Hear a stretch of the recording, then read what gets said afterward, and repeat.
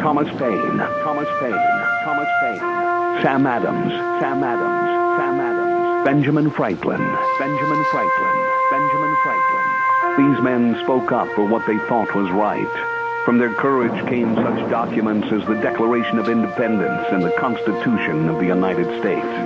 From their willingness to speak what was sometimes unpopular but right, we enjoy such liberties as freedom of speech, the right to keep and bear arms, and freedom of religion. There are those who still wish to oppress our freedoms, and there are still patriots willing to stand up and defend life, liberty, and the pursuit of happiness.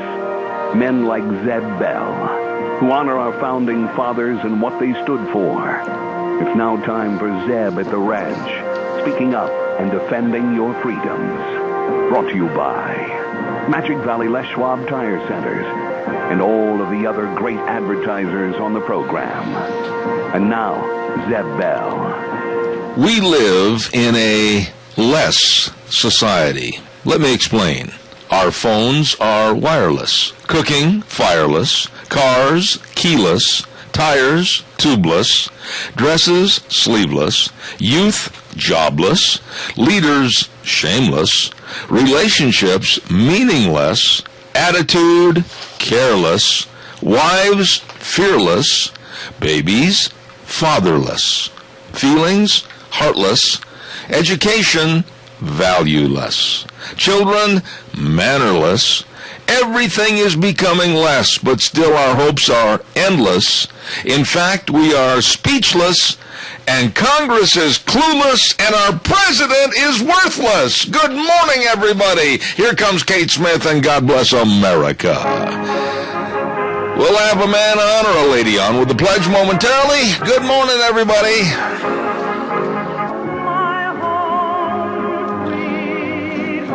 Thank you very much. Good morning, good morning. I'm Zeb Bell at Zeb at the Ranch, and our major sponsor, of course, your Magic Valley Les Schwab Tire Centers, all 7 locations serving you. Big tire sale going on right now. And also some of our great advertisers, Lee's Furniture, Floors, and More at 459 Overland and Burley, and our friends at Western Waste Services, always at your disposal. Start on the route service today, 734-6969. Well, here is a very valuable person, and that, of course, is... I have to giggle a little bit because I just had a thought just dart through from one end of my mind to the other, and it was a very short trip. But if anybody out there in Radio Land, if they really wanted to hear the true personalities of you and I, they should have some way of getting into the phone conversation prior to when we go on the air. Oh, I know. And today was a good one, actually. I doubt seriously if they would have a lot of RESPECT for us. Well, probably not, and they probably would have to PLUG their ears. Oh, I'm frustrated this morning, as thou art also. Well, it all happened on the topic of health care and us having to sign up for it, and I'm just going to leave it at that because we'll probably bring it up later. We will bring it up later. We will bring it up not only later but many times because your disdain for this subject is equal or possibly even a little more loathier than mine. Well, you know, it's something that we have to do, but they're making it as difficult as possible. Absolutely. So, do we have someone on the pledge that's going to calm us two savages down? Well, we have Rotten on for the pledge and Michael Rogers on for the weather. Yeah, well, I'll tell you about Rotten. He's living with a savage over there. She can get pretty doggone mad sometimes. All right, good morning, Rotten, with our pledge, please.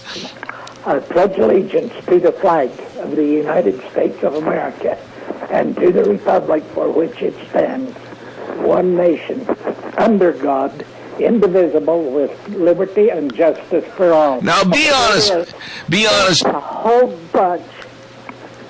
Well, hey, be honest with us, Rotten, before you leave, okay? You still there? Yeah, I'm here. Now, sometimes with Helen, isn't it like living a rematch of Custer's Last Stand? Fifth Amendment. Smart man. Thank you. Have a good day. Okay. Fifth Amendment. Boy, he's quick with that one. Oh, let's find out what the weather's going to be, and the world's greatest weatherman is waiting patiently on the phone. Good morning, MichaelRogersWeather.com.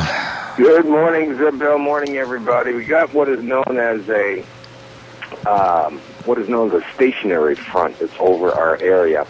And you know how I am when explaining weather terms. Basically, you got two air masses, one not taking over the other.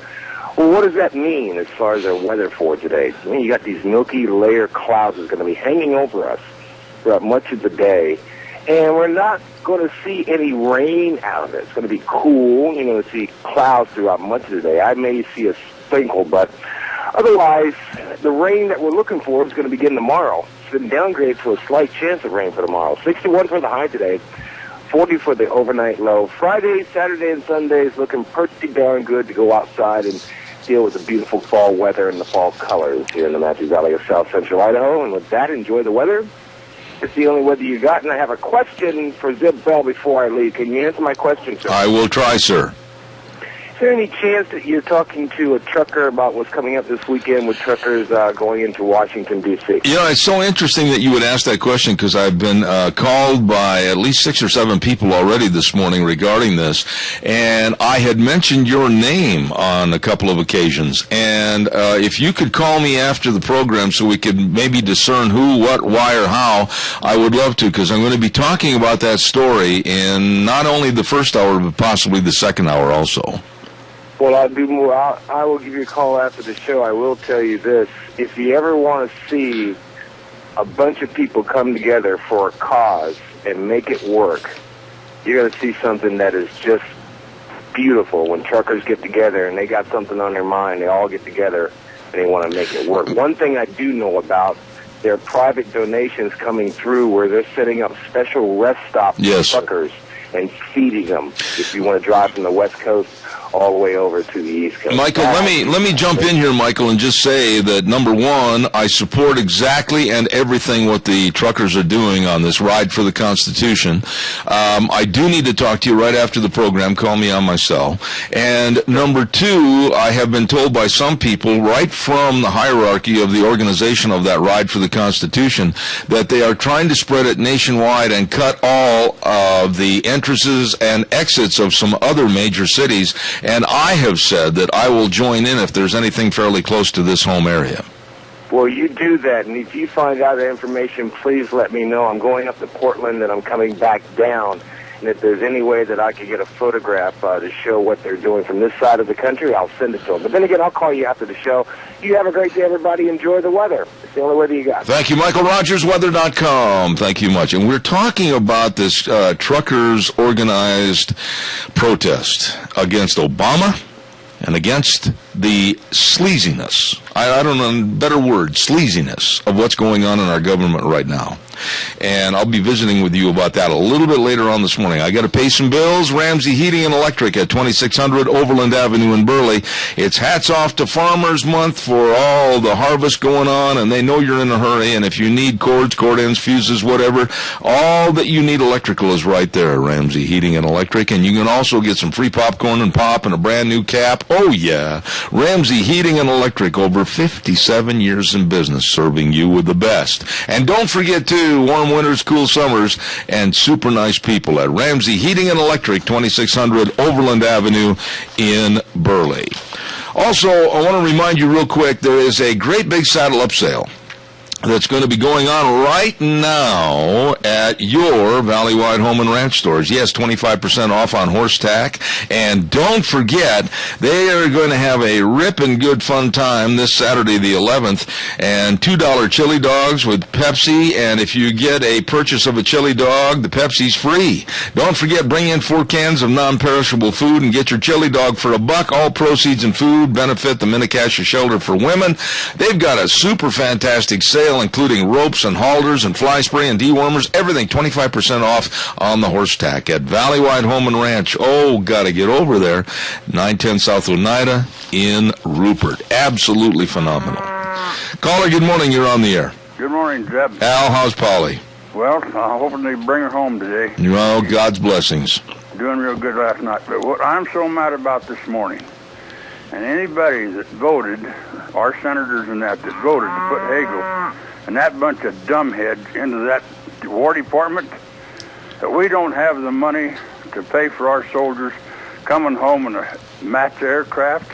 We have to use a commercial aircraft with a forklift, Come on, let's get real. Now, wait a minute. What the hell's going on? Let me stop you right there, Al. And I'm so glad you brought this up. And caller number 2, you stay on the line. I'll be right with you, I promise.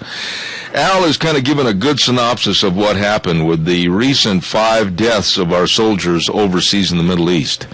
And to elaborate a little bit further, the Republicans had said before the shutdown, let's make sure that that money is allocated, and they submitted a bill to Obama that would guarantee that no matter what happened to our soldiers, that money would be there. And the Democrats shot it down, and so did Obama. And I am livid, just like you, that our military, these families, and the absolute desecration of their funerals would take place thanks to Obama and the Democrats and nobody else. Yeah, and what gets me is any of you gutless Democrats have the guts to stand up in front of an American veteran or even a soldier and say, well, you sorry you did it? I hope to hell you all rot in hell, because that's where you belong.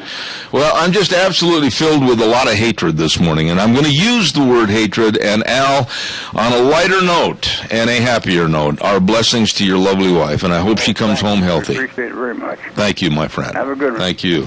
Caller number 2, I'll be right with you, I promise. I just got to remind everybody about Rain for Rent, 134 South, 600 West, Highway 27 in Paul. Number to call, 438-5065. They've got the Rainkeep Pivot Sales and Service, and by the way, another drawing too for a 40-inch flat screen TV, and this is going to be drawn, I believe, on October 21st. All the great Rainkeep rebates for this fall, the best in irrigation, the best in pivot sales and service at Rain for Rent, with some super nice people serving you. Call them today, 438-5065. Good morning, caller. You're on the air. Good morning. You're giving out wrong information. Oh, really? The date of Saturday is the 12th, not the 11th, because I know it's our 61st anniversary. You are 100% right, and I am so glad you called and corrected me in such a violent way. Honey, if you want violence, see nothing. I agree with you, but I looked down at the calendar and I misspoke. I apologize. I'm not the perfect person like some talk show hosts say they are, never make a mistake. I looked at the calendar wrong, and I knew that with listeners like you ready to pounce upon me like a cat to a plate of milk, I would be corrected, and I am. I wish I had the good verbiage like you do, so have a good day. Yeah, but you got my attention, sweetie. Okay. Thanks, dear. Hey, thanks a lot. God bless. Have a good day. I did look at the calendar wrong. I've got one of these calendars laying on my desk pad right here, and I just looked down quickly and saw the 11th, and it's Saturday, and I apologize for that. It is Friday. Thank you. Calls are welcome, 436-2244, 1-866-927-4587. I want to get into this subject about what's going on in government in just a moment, and I think we have another call. I'll check with Gina. Did I hear the cow? Nope. Oh, good. No cow. I'm not hearing things after all the mess I've been in yesterday. Save on Shells, 1827 Overland Avenue in Burley. I know these people. I bought a shell from them from my pickup. It was absolutely the best investment I've bought, because you don't want to leave your valuable tools, your hunting equipment, fishing gear, saddles, blankets, bridles, everything in the back of your pickup exposed. There's too many bad guys out there. So I'm telling you to stop at Save on Shells today. They've got the new line of shells from ARE, many different models. They've got a great selection of used shells, and I'm telling you the service is fantastic. How do I know that? Because I bought one from them. Save on Shells, 1827 Overland in Burley. Save money, get the best, I did, at Save on Shells in Burley. I am frustrated. Hold on, caller, I'll be right with you. I just want to say this. Enough is enough. Obama and the Democrats, enough is enough. As Al Butler just mentioned a moment ago, 5 of our wonderful soldiers died recently, and the families are being dishonored by this administration, because this administration will not provide the money to get them home with honor and also cover the money for their burial as promised. Now, as I stated, the Republicans had gone to the president before the shutdown and said, let's make sure that the money's allocated for our soldiers and their return home in a very honorable fashion.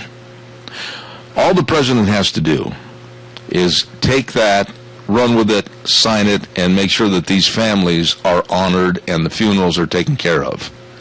But to send these soldiers back in a rented airplane and unloaded with a forklift, which basically is the truth, I find that absolutely dishonorable and disgraceful. I am filled with, and I'm going to use the word, hatred for this obnoxious, uncaring, amateur administration. Caller, good morning. You're on the air. Hi, Zeb. That's not the only dishonoring he's doing. The Republicans voted and sent a bill through to fund the VA and our disabled veterans. On the news this morning, it said that if things continue, that those veterans will not get their benefit checks. 4 million of them. Yeah. And yet the president is getting his wages. Yep. The senators, Reid and Pelosi and such, they're getting their wages. How about us pulling their wages from them and saying, when you pay the vets and the people that depend on their Social Security checks, then you can have your money. You know, maybe you don't agree with me on this shutdown and my philosophy on the shutdown, but we're together as Americans. I absolutely think this is a great time, and use that word great, to possibly completely dismantle, disorganize, and disrupt an obnoxious, filthy, amateur administration headed up by Barack Hussein Obama. There are not words that I can use on the radio that are strong enough, that show my disdain for this man and what he has done to this country. We are more divided, my dear lady, than we've ever been before in this nation. That's the truth. And I agree with this shutdown, except for the fact that it should not affect the Social Security people. I agree. And the American veterans. I agree. I am on your side 1,000 times over, and I grieve with you. And I did not... It's going to make... We depend on them from payday to payday. Yes. We're not going to have the money for our house payments, our car payments, groceries. Yes. It's not right that we should have to suffer for Obama's inconsiderate inability. Very well stated. And my dear, I want you to know my heart goes out to you, and my biggest sympathies to you and your situation. Thank you so much. Thank you. Thank you. Bye. That lady summed it up. And last night on Fox News Later, I switched the dial back and I caught Lieutenant Colonel Oliver North talking about the soldiers that had died over in the Middle East and that were coming home, and how absolutely disrespectful this Obama administration is and will continue to be over the next couple of days to the families, unless something is done. And the president, with a sweep of a pen across a piece of paper, can make sure something is done. Don't anybody tell me he can't, because he can. But he looked at the camera last night, Lieutenant Colonel Oliver North, and he summed it up with my feelings. And I looked at my wife and I said, that says it all. He said, Obama is an embarrassment to the United States. I'll say it again because it does make me feel a little bit better. Obama is an embarrassment to the United States of America. This president could, should, and must settle this today. But I don't think he's man enough. Calls welcome, 436-2244, 1-866-927-4587. You know, I want to talk about the National Mall in just a moment, and the hypocrisy and the idiocy of the Democrats and what they're doing to subvert our laws in this country. And if you're a Democrat and are offended by this, have a good day. I'll be right back. Middlecoff Ford Lincoln Body Shop. Call them, 1243 Blue Lakes Boulevard North, 736-2490. That number again, 736-2490. Have an accident, a fender bender, whatever. I know Because of first-hand experience, they are the best. Middlecoff Ford Lincoln Body Shop. Please get a hold of them today. Well over 50 years of accumulated collision experience, and they strive to make your vehicle repairs undetectable. They can do them all. Car, truck, SUV, whatever. They're there to serve you, and serve you they will. At Middlecoff Ford Lincoln Body Shop, 1243 Blue Lakes Boulevard in Twin Falls, 736-2490. Mighty fine folks, and they really helped me out of a jam, I'll tell you that. Oh, and by the way, too, I want to remind everybody, I'm trying to find my commercial. My goodness sakes, this is interesting. I had my Four Paws people right here. Oh, here it is. It was hidden underneath my other papers. Four Paws Bed and Bath, 370 West, 200 South of Rupert. Number to call, easy to remember, 438-4444. And what's today? Wednesday? Wednesday is Whisker Wednesday. What? Yeah, it's Whisker Wednesday. All cat items are 15 to 25% off. I love this. And don't forget, they got a great big Halloween party coming up on October 26th. Free pictures with your pet, refreshments, costume contest for your pets, everything. They really do it and do it right at Four Paws Bed and Bath for your dogs and kitty cats, 370 West, 200 South of Rupert, 438-4444. All right, calls are welcome. Appreciate it. Our vets, and I'm going to talk about this a lot more next half hour, but our veterans and others are being turned away from memorials, state parks, whatever. Can't get in, lockout, shut down, turn the key, put the locks on and the chains, everything, can't get in. Our vets are being turned away from the World War II memorial because of a lockdown. Oh, yeah, can't, well, we don't have the money for a security guard. Can't do that. Whoop! That's a lie. Underline the word lie. Because the Democrats hosted a great big immigration reform party, if you will, yesterday at the National Mall.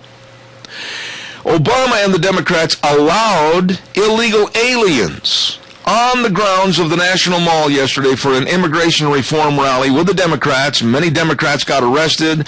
And the question is today, with 35,000 illegal aliens there, where were ICE and Border Patrol? Why weren't they arresting everyone? Load them up, ship them out on an airplane. And Nancy Pathetic Pelosi was there, along with repulsive Charlie Rangel and many others.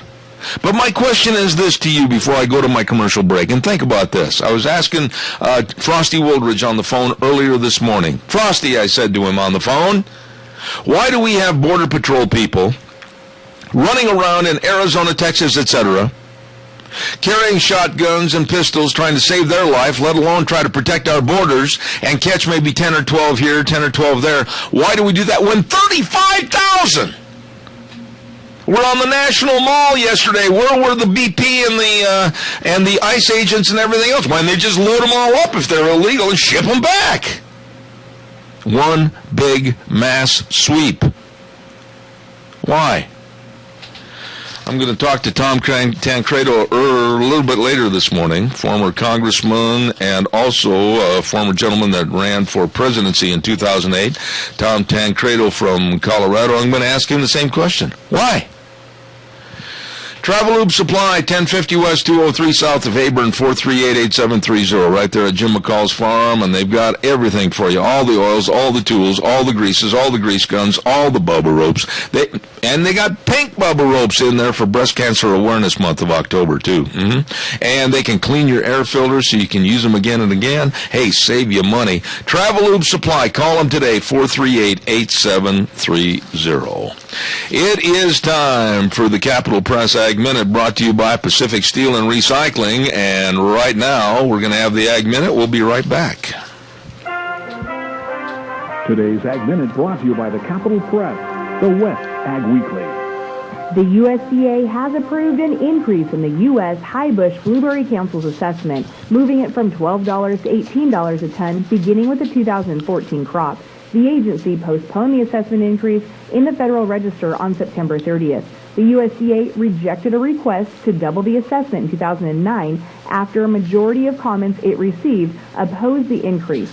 But an overwhelming majority of the comments it received this time around were in favor of the increase. The increased assessment is expected to raise an additional $1 million or so from domestic production and another $800,000 coming from the increased assessments on imports.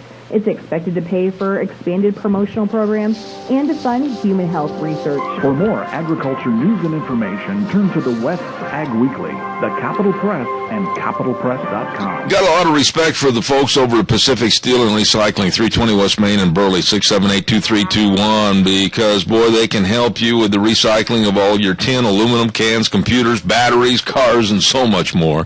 And don't forget Pacific Steel and Recycling, 100% employee-owned, as it has been for 25 years. Serving you, Pacific Steel and Recycling, 320 West Main in Burley, 678-2321. Caller, good morning. You're on the air. I'm going to come off the fifth for just a minute. All right. Did you hear what we heard yesterday? That all Border Patrol was told to step down, do not apprehend? I'm not surprised that there was an edict like that. I'm absolutely shocked.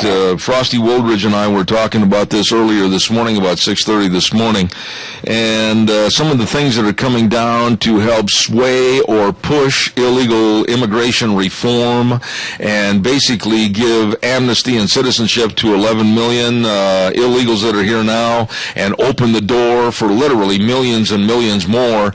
I think it's disgraceful what's going on in this country. Well, I agree with you 120%. Well, let me ask you a question. You've been around here for a while, and you've seen the transition of America, if you will. But am I wrong in thinking that why should we waste the time and endanger our Border Patrol agents' lives in Texas and Arizona, etc., chasing 10 or 12 when we had 35,000 on the National Mall yesterday? They should have just went and put them all in jail. I agree. I think they need to take Obama and put him right along with them. You will not find an argument here on that point. God bless you, man. Thanks. Appreciate it.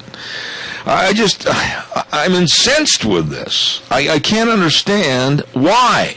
I'm sure there has to be a legitimate reason. I'm sure somebody out in the audience right now is going, oh, Zeb, why can't you see the forest because of a tree standing in the way? But explain that to me. Why in the world are we absolutely endangering our Border Patrol agents and putting them in a very, very insecure position of trying to maybe stop 10 or 12, 15, maybe one at the border when right out in plain sight of breaking the law yesterday, 35,000 illegal aliens, plus the Democrats, which you could lump them into being illegal aliens, are at the National Mall, and they open the mall for them, but they close everything else for everybody else. I mean, come on, what am I missing here? Please call me and inform me. And there were 35,000 or whatever the number of illegals that don't belong here. And by the way, I'm not going to change the name. They are illegal to this country because they don't have the proper papers, and they are alien to this country because they're not a citizen of the United States. Look up the words they apply, illegal alien. Why?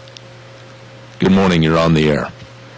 Yeah, good morning, Zeb. I think the answer to your question is they want to fill this country with people that they can control, and it's all about control. It's not just about control. It's also about having a voting bloc, a constituency that's always going to vote for you because you've provided the handouts. Well, you know, you try sending out your welfare checks or your food stamps, and there'd be a revolution in this country. I agree. You know, and our veterans, these poor guys, I've been overseas for 14 months, and I've seen a lot over there. I know what these guys went through.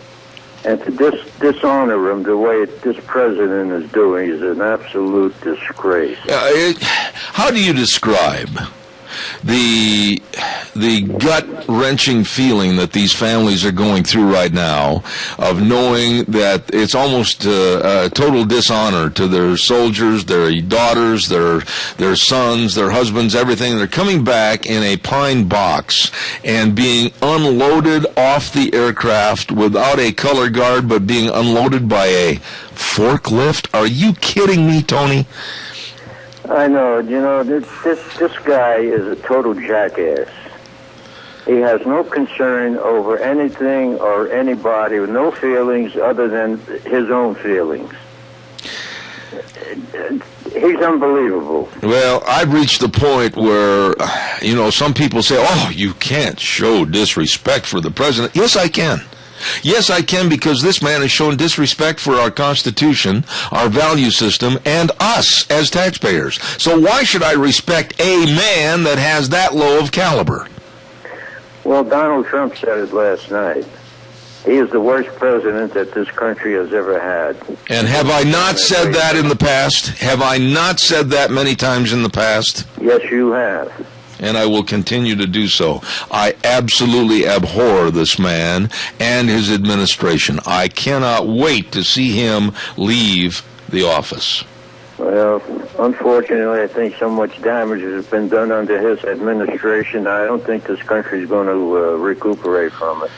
I don't want to take the pessimistic side, Tony, but I have to be realistic, and I think everything that's going on and everything that's happened and everything that may happen, you may be 100% right. Tony, God bless you. Thank you so much. You're welcome. Appreciate it. Ladies and gentlemen, don't forget to sign up for Cow Pies and Coffee Cups, my weekly newsletter, my weekly blog. Go to zebbell.com and sign up. Or if you can't do that or forget that, just send me an email with your email address on it to zebattheranch@hotmail.com. I'll take care of it for you and make sure you're getting it. We started last week. Every week in October, we're going to give away special prizes in drawings to the people that receive the Cow Pies and Coffee Cups. And this week we're giving away a great big light package from Ramsey Heating and Electric, along with some other great items that include Zeb at the Ranch steak knives, and these are really nice steak knives engraved with Zeb at the Ranch, and then also a pen set. So we're giving away another great prize, and next week the same, and the week after the same. So get registered right now. Caller, I'll be right with you. Stand by. Don't forget, too, Gano Landscaping and Sprinkler Service with Scott Gano and his excellent crew. And if you have sprinklers, the weather's getting a little bit chillier. You better think about getting them blown out. Get on the list. And don't let them freeze, because then you really got a headache and a bunch of damage. So get a hold of Scott Gano today, 431-8733. 431-8733. Scott Gano Landscaping and Sprinkler Service, serving you. Good morning, caller. You're on the air. Good morning, Zeb. You know, I hate to call in and disagree with Tony.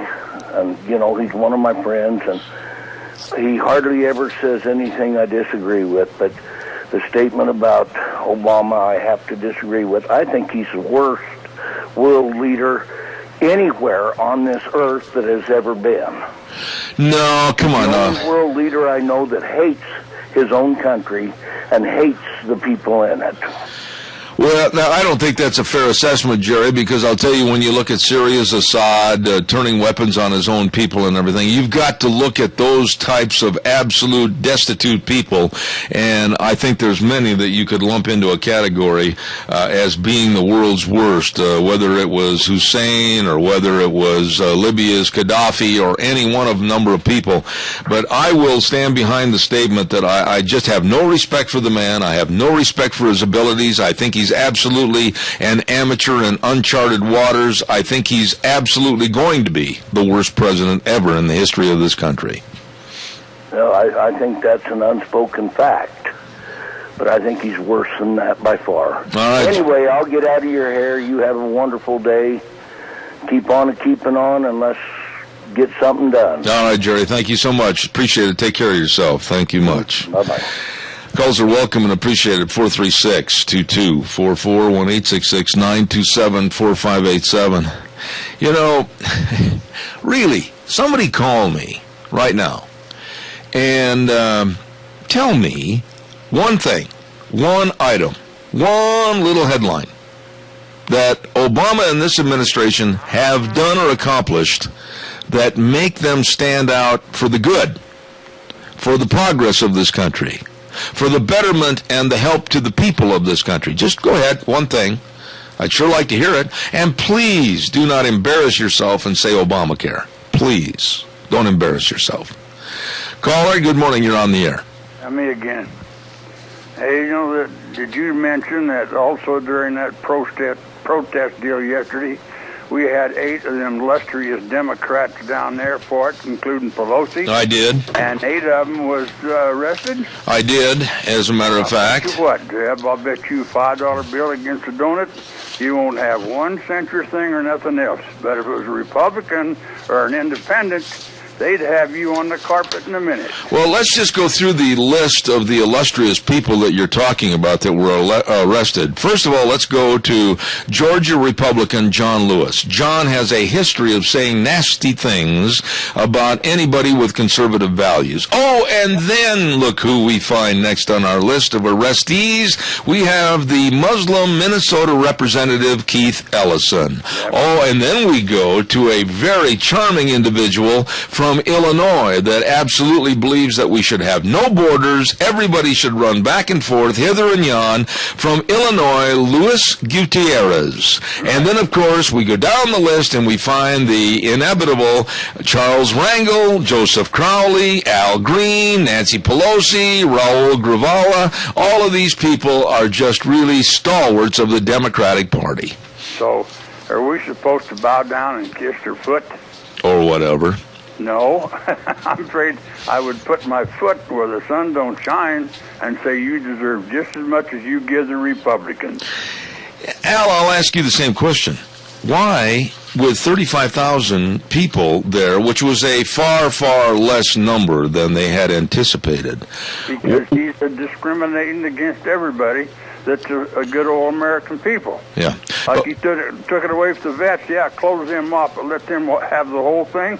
Come on, let's get fair, you damn Democrats. I'm getting sick and tired of this crap. Well, you know, it's kind of a sick thing that we have to be so partisan about this. But it's almost like a right and wrong, a black and a white, or whatever. And I am very, very adamant that this problem with Obama, and look at whether it's covering up the scandals of Benghazi and the IRS scandal and the scandal with the First Amendment and the scandal with Fast and Furious. My goodness, Al, tell me another administration that has had so many diversified scandals as this man. None that I can think of, but I tell you what, most of this I put right back on the leadership of the House of Representatives. They have the power to stop the purge. They have the power to start impeachment and charges against these people that are going against the Constitution of the United States and breaking their oath. For hell's sakes, use your authority and get it done. But I will say, and I'll stand behind, I think it was a lady yesterday, I think it was Donna that called, excuse me, and said for the first time she felt a little pride in the way Boehner was standing up on behalf of the House of Representatives. And quite frankly, I feel a little pride there too, that finally they're finding some backbone. But they got to do a little more than what they're doing, because they're actually letting these Democrats walk all over them, and I'm getting sick and tired of people like Juan Williams, which I wish somebody would match him in that ugly little mouth he has. Well, I'm not preaching any violence, but I'm just saying that Juan is, sometimes he's not the brightest bulb in the fixture. Brightest bulb? I got a candle sitting here on the front room table, got more light than that. I'll take care. Thank all you. Right, bye. Appreciate it. I want to get into another story here in just a minute about a school in Las Vegas that you're not going to believe how they were chastised. We're going to do that in just a moment after we have the weather update with MichaelRogersWeather.com, and the weather is brought to you this hour by Sportsman's Warehouse, 1940 Bridgeview Boulevard in Twin Falls. Oh, the great indoors for those who love the great outdoors. They are your outdoor adventure partner with the best of friendly people, quality gear, and down-home attitude. Always with the best for you at Sportsman's Warehouse, 1940 Bridgeview Boulevard in Twin Falls. Here is Michael Rogers Weather. Hi, everybody. Michael Rogers from MichaelRogersWeather.com. Yesterday's forecast, I was kind of sharing with you that we're going to be walking into possibly some rain. Well, it looks like things have changed, but then again, if it did start raining today, I wouldn't be surprised. Mostly cloudy for our high today, 61 for the high, 40 for the overnight low. Winds are not going to be a problem. Thursday, slight chance of showers. Friday, not bad, sunny. Things are really changing in a 24-hour period, which is normal for our weather during this time of year. But so far, we're looking for just a lot of clouds and a high of 61. So enjoy the day, enjoy the weather. It's the only way. But you got. Thank you, Michael. Brought to you this hour by Sportsman's Warehouse in Twin Falls. Good morning, caller. You're on the air. And they're backing up. Look out, they're backing up. Call back, please. I'd like to have you back on the program. Please call back right away. Thank you. There's a school in Las Vegas, elementary school, and I'm trying to, as we speak, get more of the particulars on this story. And then I'm going to be calling next week Kyle Olson, very, very well-known authority on education all across the United States with eagnews.org, and talk to him about this. But there's a school, and I'm assuming it's an elementary school, in Las Vegas that has been asked to take down their slogan off of the front wall of the school. And the slogan is, are you ready for this? Tomorrow's leaders. What? What could possibly be wrong with a slogan on a school that says tomorrow's leaders? Well, here is the kicker. And this proves that we are nothing but a bunch of wusses in America anymore. And it proves that we're trying to stymie competition. It proves that we can't stand to set goals and try to reach for the stars and do the best we can with all the God-given talents and abilities that He gave us. But the kicker is, other schools have called this school and said, oh, don't have that tomorrow's leaders on your school because it makes our schools feel like they're less. We don't feel like we're as good. And it makes our students feel like they're just not up to par with your students in your school. Now, it didn't take much of a mental giant to hear or see that somebody just turned on the microphone because she would love to weigh in on this.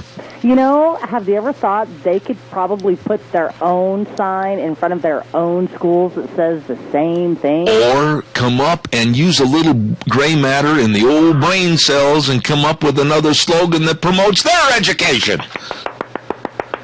You know, honestly, Gina, this subject is so upsetting to me that we can't give a slogan about tomorrow's leaders. My goodness, there is nothing wrong with that. But somebody else's jealousy and somebody else's stupidity and somebody else's not wanting to reach for the stars on their own, they'd rather complain and tear down somebody else than try to build themselves up.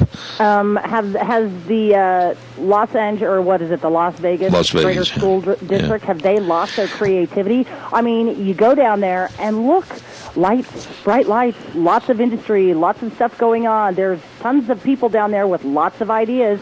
You don't think that some of that would have trickled down to the school districts and the school district administrators? Why is education now like this little group of sheep? Everybody's the same. We're all going to have crackers and milk, and then we'll lay down on our blankies and take a little nap. We're all the same, and everybody's going to get a blue ribbon. Everybody's a winner. I'm so sick of this, I could just absolutely throw up. I know, and to pick on one school just because they have something positive in front of the school that says, hey, you know, we are trying to teach, basically. God bless them. Tomorrow's leaders. So exactly, yes, God bless them. So to the other schools in the greater Las Vegas area, put on your idea caps, come up with something clever and exciting for your students, and you can put up your own sign in front of your own school, and there, everybody's happy. Oh, I tell you, there's a never-ending bunch of stories about the wussification of America. I mean, this is getting worse every day. Back in New York, listen to this one real quick. Back in New York at a school on Long Island, they have banned. I heard that one. Basketballs, footballs, soccer balls, anything that might harm the little children. Oh, and if you play a rough game of tag or do cartwheels, you must be supervised by a teacher or a coach.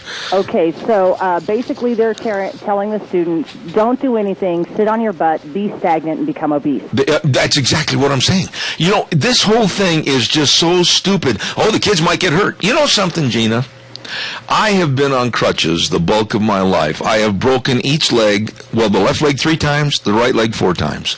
I have broke every bone in my body, and I'm still alive, I'm still enjoying life, and I'm milking that cow for all I can get out of it. You can't live in a bubble. You can't dictate everybody's safety 24/7, 365. Was this Michael Bloomberg's grand idea? I am not going to point the finger at him, but I'm just saying this is absolutely so insane that we're letting our kids grow up in a bubble. Oh, Johnny, put down that ball. You might get hurt. Oh. You know, school administrators and teachers need to understand that kids are kids. They're going to get outside. They're going to play. Some of them are going to get hurt. So that's just the part of growing up. Sometimes you get a skinned knee. Sometimes you get a bruise. But you know what?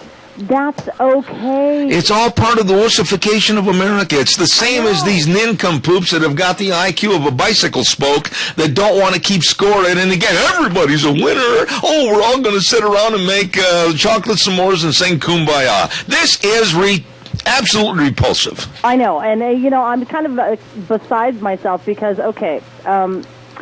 was the school district, sued maybe because a student was injured on campus? I mean, I'm not sure exactly what is behind this, but come on, school administrators. Kids are going to be kids. Yeah, and you need to get them out there, and you need to get them active and burn off all of that energy so they can focus in the classroom. Yeah, a couple of the parents were interviewed, and they said that this is ridiculous, and cartwheels and tag, they're banning that, and you've got to let them live life. Pretty soon they're going to ban, they will ban independent thinking. That's what they're moving. Haven't they already? They're trying. With their think tanks of everybody must conform, everybody must do the same thing, everybody must sit in a circle, and we're all going to light a candle and have the same thoughts. Because nobody can be any different than anybody else. I'll tell you something, it just drives me nuts. It does. It's not the word we used in the beginning of the program before we went on the air, but it's driving me nuts that we're accepting this kind of garbage. You know something? I'm not going to be rude and ask how old you are on the air, but you're a generation behind me. Yeah. But you did dangerous things growing up. Why, I'll bet you did things that would just make the hair on the back of their neck stand up. From the time I was 11 all the way through high school, I was a boat racer. I got my little self into a boat with a motor. It had a motor on it and a propeller. And I did that, for almost 10 years? We lived through the lead paint. We lived through all the dangers of playing with a football, for heaven's sakes. Pies and everything else that comes with it. Oh, my gosh. We taunted, and we absolutely made fun of people that wouldn't eat worms, and they finally did. And you know what? They lived. They did live because, you know what? God made dirt, and dirt don't hurt. Let's take a call quickly. Good morning. You're on the air. Good morning, Mr. Bell. You know, whatever happens, I was always told those were knowledge bumps. I can't tell you how many times my kids fell off horses during high school rodeos until they learned to keep their balance. Hello?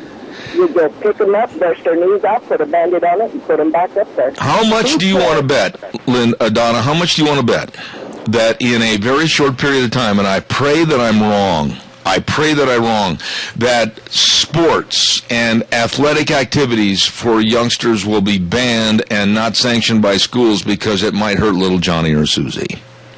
Well, I think you're right. And, that's going to be a very sad day for our younger generation. Whatever happens to sportsmanship, it's wonderful to win, but it's okay to lose. I mean, you got to win, you got to lose. Absolutely. Amen. That's how they learn to grow up to be responsible adults. Yeah, but there you go again. You just brought up shaking hands. How dare you do that, caller? Because Kentucky High School Athletic Association has just banned post-game handshaking because they said it might lead to a confrontation and cause a fight. Oh, hell no. Wake up and pull your big people pants on. I know. Thanks for your call. Appreciate you. Oh, have a wonderful day, my friend. Thank you. Caller, I'll be right with you. I promise. Stand by. I got to get this in. I want to tell everybody about a big tire sale at your Magic Valley Les Schwab Tire Centers. All 7 locations serving you. Service, the key word right there. All the tires on sale, like the Wildcat AT2 for the light truck and SUVs, or the Terramax for the light trucks, or passenger car tires like the Ultra Z900 on sale. deal. Save money. Get your tires that you need right now. And the best in brake service, the best in front end alignments. You don't want to be going south and then headed north. Make sure that everything's working right. They can help you. And don't forget the batteries and everything else at all 7 locations. Dave on Blue Lakes and Twin, Mike and Buell, Mike and Jerome, the Twist family in Paul, Lane and Rupert, John on Pole Line in Twin Falls, and Randy on Overland and Burley, the best, your Magic Valley, Les Schwab Tire Centers. Caller, quickly, I got a minute left. Yeah, I was just, Pocatello used to have the champion boxing team in the college when they used to have college boxing. And for quite a while, Pocatello was the state champ or United States champion. They had a good thing going there, but they stopped it. And I think that's where it all started. And I think one of the biggest instigators of that was the insurance companies. Yeah, everybody is so fearful right now about being sued. Everybody's so fearful that little Johnny and Susie might stub their toe or fall off the merry-go-round if they're allowed to get on it in the first place. You know something? Real quick, caller, give me an answer to this. Don't you agree with me that we are totally wussifying our kids today? Oh, yes, and that there's scripture strictly against that. It's funny how the Bible knew what was coming up. Amen. Amen. Well stated. Scripture against the feminine man. Well said, my friend. God bless you. I appreciate your call. Thank you. I got to run. Yeah. Coming up next hour, we've got Doug Johnson from Colorado. I can't wait to talk to him about that mess at the National Mall. Then at 9:30, Scows, CarQuest Answer Man. My friend Jeff Poole's going to be on the phone, and I'm looking forward to that. Then we're going to talk about this Truckers Association grouping together and trying to shut down Washington, D.C., demanding Obama leave office. Boy, that's a good thing. And then at 10:06, former United States Congressman from Colorado, Tom Tancredo, and then at 10:30, Joe Wolverton from Utah. Don't go away. I'll be back in 6. I had to calm down from the first hour. My wife said I was getting way too emotionally involved. So I ate my piece of cheese, and I feel so much better. Good morning, everybody. I'm Zeb Bell. Welcome back to Zeb at the Ranch, hour number 2, and brought to you by our major sponsor, your Magic Valley Les Schwab Tire Centers, all 7 locations serving you, along with some of our great advertisers, including Lee's Furniture, Floors, and More at 459 Overland and Burley, and our friends at Western Waste Services. From the canyons of the Snake River and all across southern Idaho, we're always at your disposal. Western Waste Services, we care about our community, our resources, and this great land. Western Waste Services is landing ahead, always at your disposal. Western Waste Services. Kelly and the crew can serve you, and they will. They're always at your disposal at Western Waste Services. And like a lot of people, they're saying, where's the Christmas tree? I don't know. It's buried in the corner of the garage someplace. We got a whole bunch of junk and everything sitting on top of it.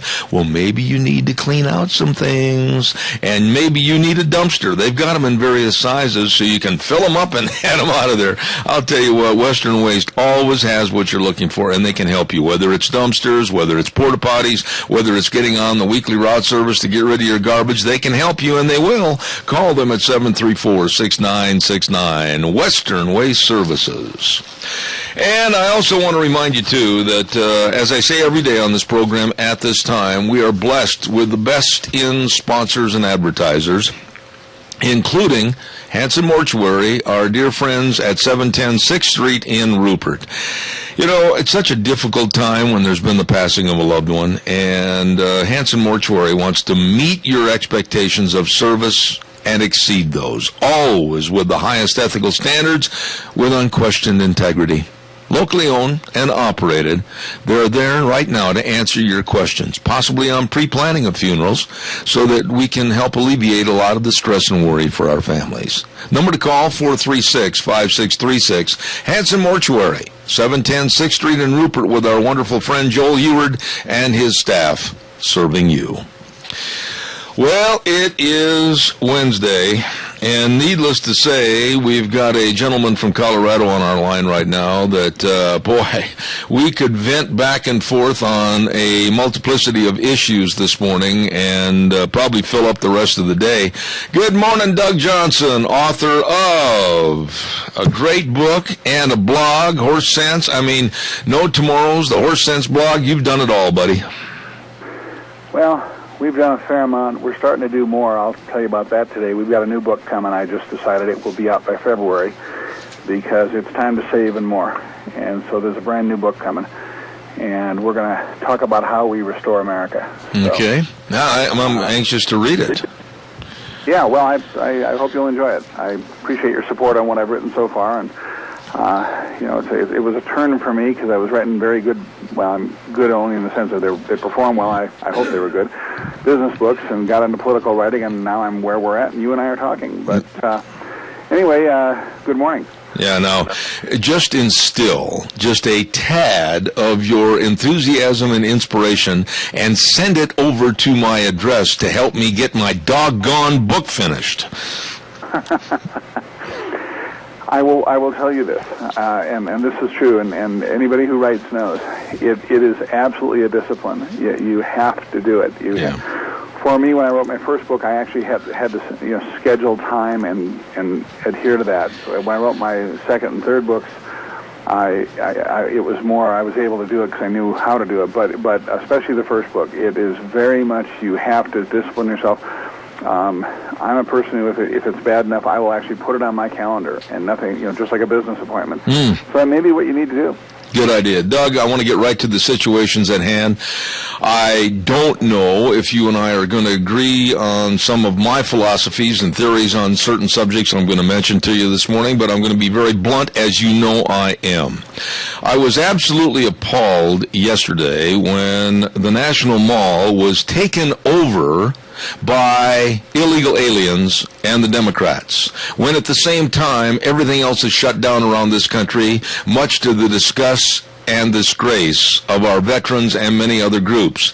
There stood at the National Mall approximately 35,000 illegal aliens, along with Nancy Pelosi and others. But here's my question to you, Doug, and I asked it the first hour. I want to hear your response. Why? Why are we spending all kinds of money for a border patrol? Why are we spending the money for them to go out with shotguns and put their lives on the line to protect our borders and maybe catch 1, 10, a dozen, 20, whatever it might be, illegal aliens, when yesterday on the National Mall were 35,000 illegal aliens that don't belong here, and nobody brought in ICE or the Border Patrol? They just let them stand there. Why? Well, I've got a brief response to that and then a comment. It's all orchestrated. There's an intent behind this like everything else.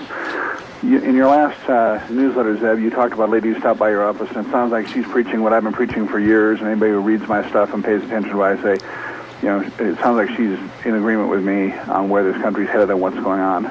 But this is all part of it. And we say they do nothing. Well, actually, there were a number of politicians and protesters arrested yesterday in a symbolic issue. They'll have to pay a $50 fine is all, but it was symbolic because they're taking supposedly a stand for human rights or whatever.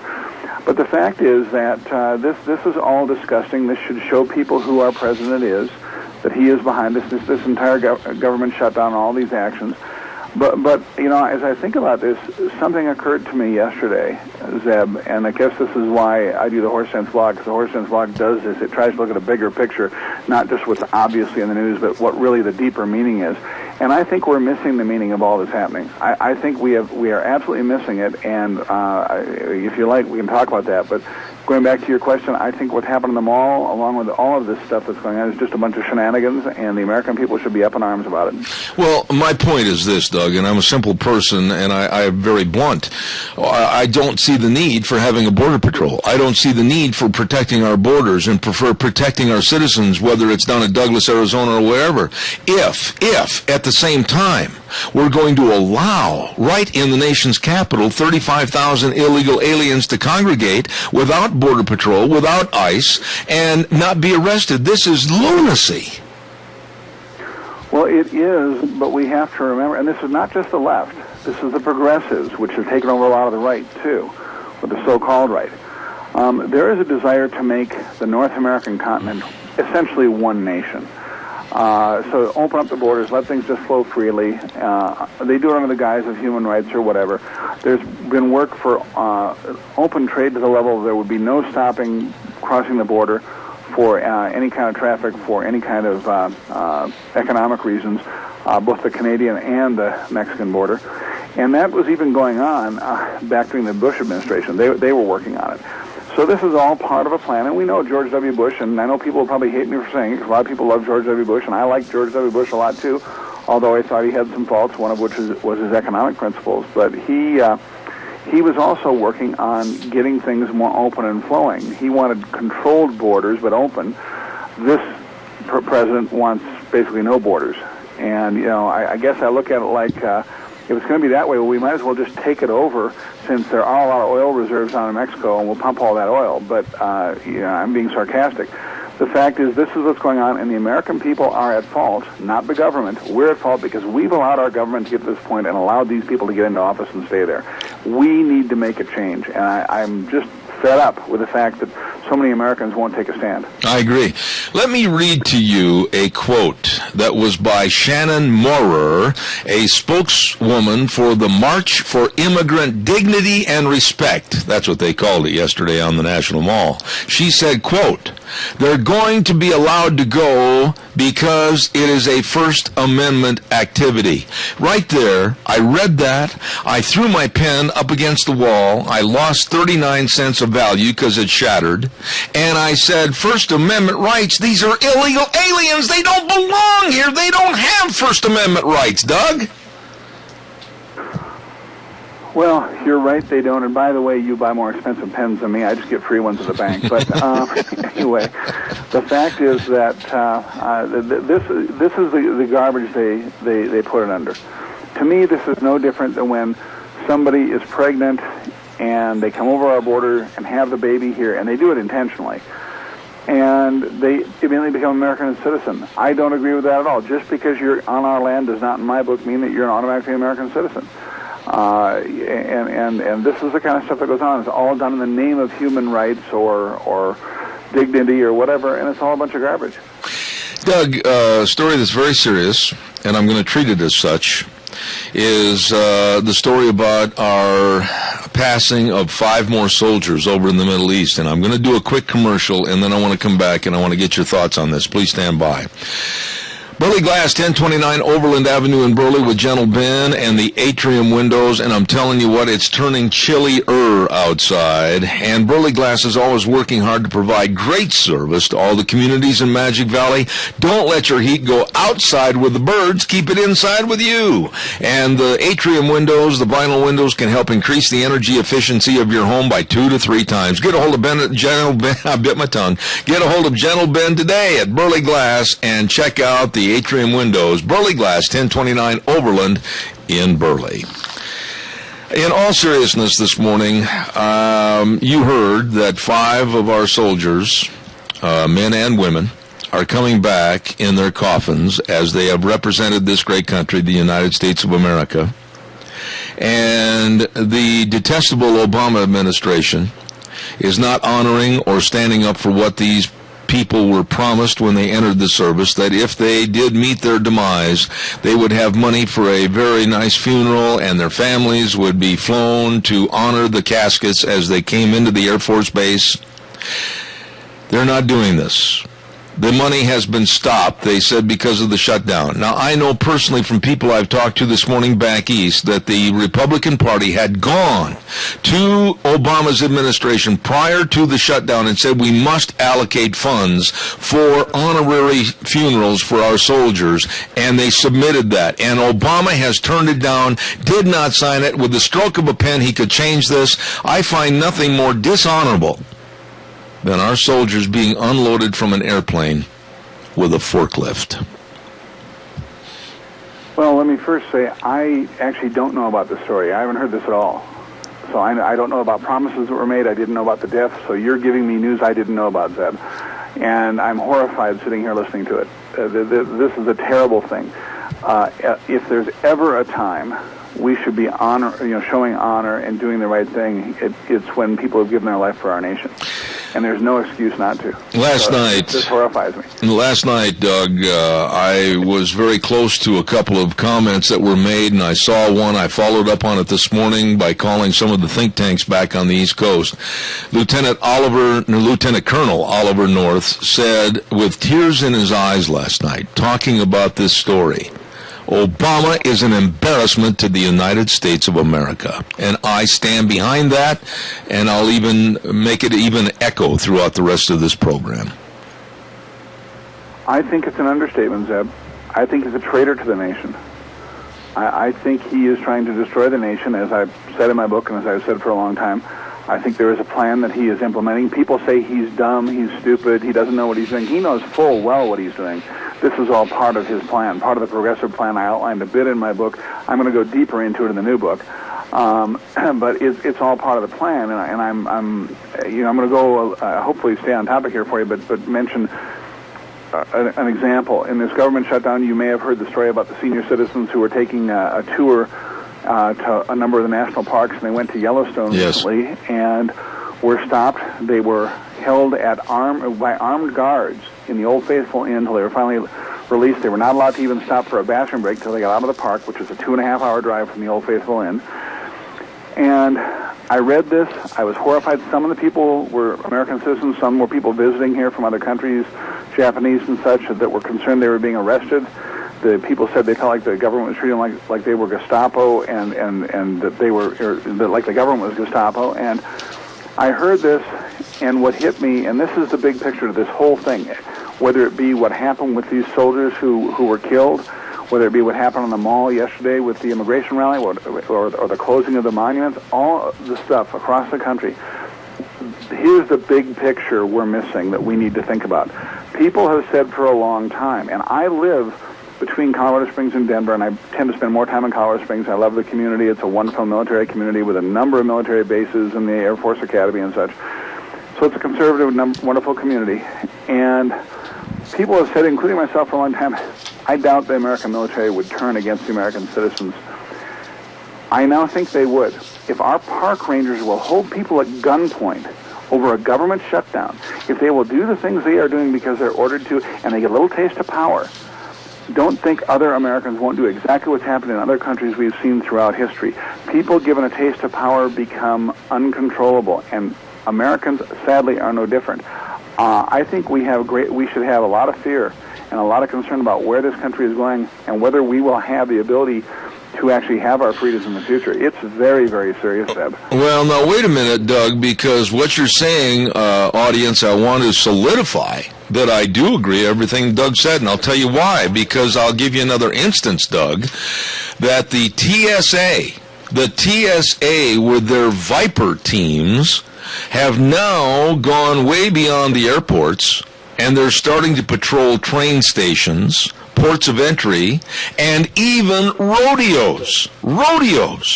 And I see this as a presence, and maybe I'm way off on the right end of the twig. I see this as a presence for almost a martial law situation. Go ahead and tell me I'm wrong. I can't, Zeb, because I think you're right. I mean, I've also heard that they have mobile activities where they head down the nation's highways and they will randomly stop vehicles and search them. The stuff that's going on is far beyond the... Plus the government, and this is something people don't pay a lot of attention to, the government is militarizing our police departments, loading them up with all sorts of military equipment. The SWAT teams are not what they used to be. And the police are now being trained to see the public as the enemy, not as people to serve. And so you see thousands of SWAT raids a year, where it used to just be at most a few hundred in a bad year, across our nation, and people's rights being violated. And this is going on in the name of quote-unquote American law and justice. But the fact is they are changing the tone of the way things work in this country. And it is critically important we take back America. And people often say, what can I do? And this is where it's so important. They need to understand the things they can do. And it starts right in your local community and starts at the ballot box. And it has to start. We need to have 2014 look like the most overwhelming election to change things in history. Absolutely. This country's in trouble, and a lot of people think change the president, you'll fix things. Well, number one, you won't. But more important than that, Zeb, is what we need, even if we continue to have a president like we do now, if we had the right Congress, they can control that. But we don't have the right Congress. Congress has far more power, and we need to get the right people in there so they can use that power. Absolutely. I couldn't agree more. And a little follow-up on what I just mentioned about the Viper teams. Representative Marsha Blackburn, a Republican from Tennessee, has questioned the role of the Viper teams, and watchdog groups and some GOP leaders have criticized a $100 million Viper program, saying random searches without warrants, those are the key words, outside of airports are ineffective and violate travelers' rights. You said it, Doug. They're everywhere. And if they're at rodeos, and I know they have been at rodeos, they've been at rodeos where I have been announcing. And this, to me, is just a very insidious way of, how do I want to say it, accustoming the American public into thinking and letting it go as a part of a martial law program. Absolutely. And anybody who has ever had the opportunity to meet somebody who spent time living in a communist country, especially the Soviet bloc countries, when the Cold War was on, will tell you that what is happening here is heading us exactly to where they were. They see it so crystal clear, and most Americans don't. And most of those people are very, very concerned for our future. If you do even the slightest bit of study during the Weimar Republic and when Hitler came to power, what you're seeing in America is exactly the same kind of thing. We are in real, real trouble. Zeb, and I've said it before, and I keep saying it, but I fear for the future of our children and grandchildren. I do too. We have a caller with a question. I'm going to ask them to keep it very short. Look at the clock. I'm almost out of time. Go, caller, fast. Yes, my brother-in-law lives in Gulf, California, and his children are varying in ages from 6 through 17 were playing with airsoft guns, and somebody decided to call the police on them, because whether or not they understood or didn't understand, but they were surrounded by 5 cop cars, and they treated these children who were, home by themselves while their parents were gone grocery shopping, and they treated them like they were criminals. And the story is way bigger than this, and I'm not going to get into it, but it just was shocking to me, and it just shows you where we are, and I'll hang up. Thanks. I know a little bit about this story, Doug, about this family. These kids were out in the backyard in their own property, and they were playing with these air guns that shoot those little plastic things, and some neighbor got all teed off and turned them into the cops for having guns, and this thing could have been a very serious situation. Well, yeah, and a very similar situation just happened with the airsoft guns in, I think it was Virginia, and they were 210 feet from a school bus stop, and as a result, this had nothing to do with the school bus, had nothing to do with the school or anything else, but as a result, the kids were expelled from school for a year. Yeah. This kind of stuff is going on. We're seeing children, little children, elementary, low beginning grades of elementary, who will take little bites of food, and one kid, you probably heard the story, it goes back a while, but he bit his Pop-Tart into the shape of a gun. Yes. He was playing, and as a result, he was expelled.